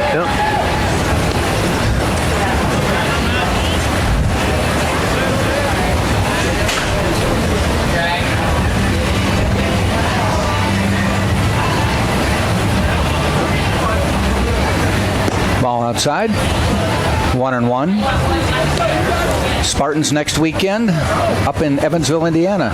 Yes, sir. Playing so we won't be Indiana. back until May. Mother's Day weekend, May 11th, 12th, something like that. Yeah, well, that's about how close we are. I can tell you actually in a second. Let me look it up. I think it's 12 and 13. About a month. 3 straight road weekends. 11th and 12th. Yeah. You're right. 3 straight road weekends. They'll be in Southern Indiana next week. They'll be in Rollins the following week, and then Eckerd the week after. And that'll be May 5th. So the 4th and 5th, they're in Eckerd. The 5th is obviously Cinco de Mayo, but it's also graduation. So yes, I'll be doing a little bit of walking and graduating. Not that either of you two guys care, but school's almost over. Yeah, right. For the season, for the summer. For me, forever, hopefully. Yeah, that's true. Unless it's like, no, just hopefully school's done. I'm done being a student. It's been a long time in the making. I only started school 9 years ago.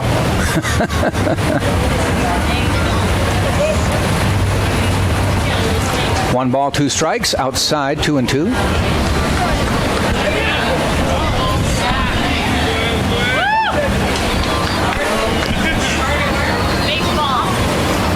Tampa Spartans are all up in the dugout. They're waiting. They're hoping that this is the pitch.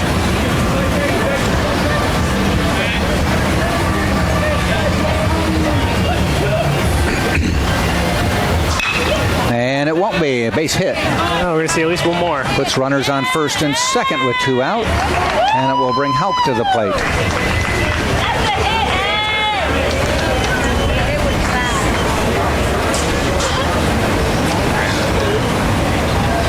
Now batting third baseman, number 17, Sean Hauk. So yeah, at least one more weekend of Tampa Spartans baseball. Tampa Spartans TV and Sunshine State Digital Conference. It'll be fun to get the regionals here. network, but hopefully we'll get a chance to host regionals. Swing and a miss. If the Spartans host regionals, we might be bringing you some more games. We will do Spartan games. Yeah, all games have to be televised, or at least a video feed has to be made available. So we'll see. Maybe I'll do some extra games. And whether there's play-by-play on them is to be determined. TBD. Yes.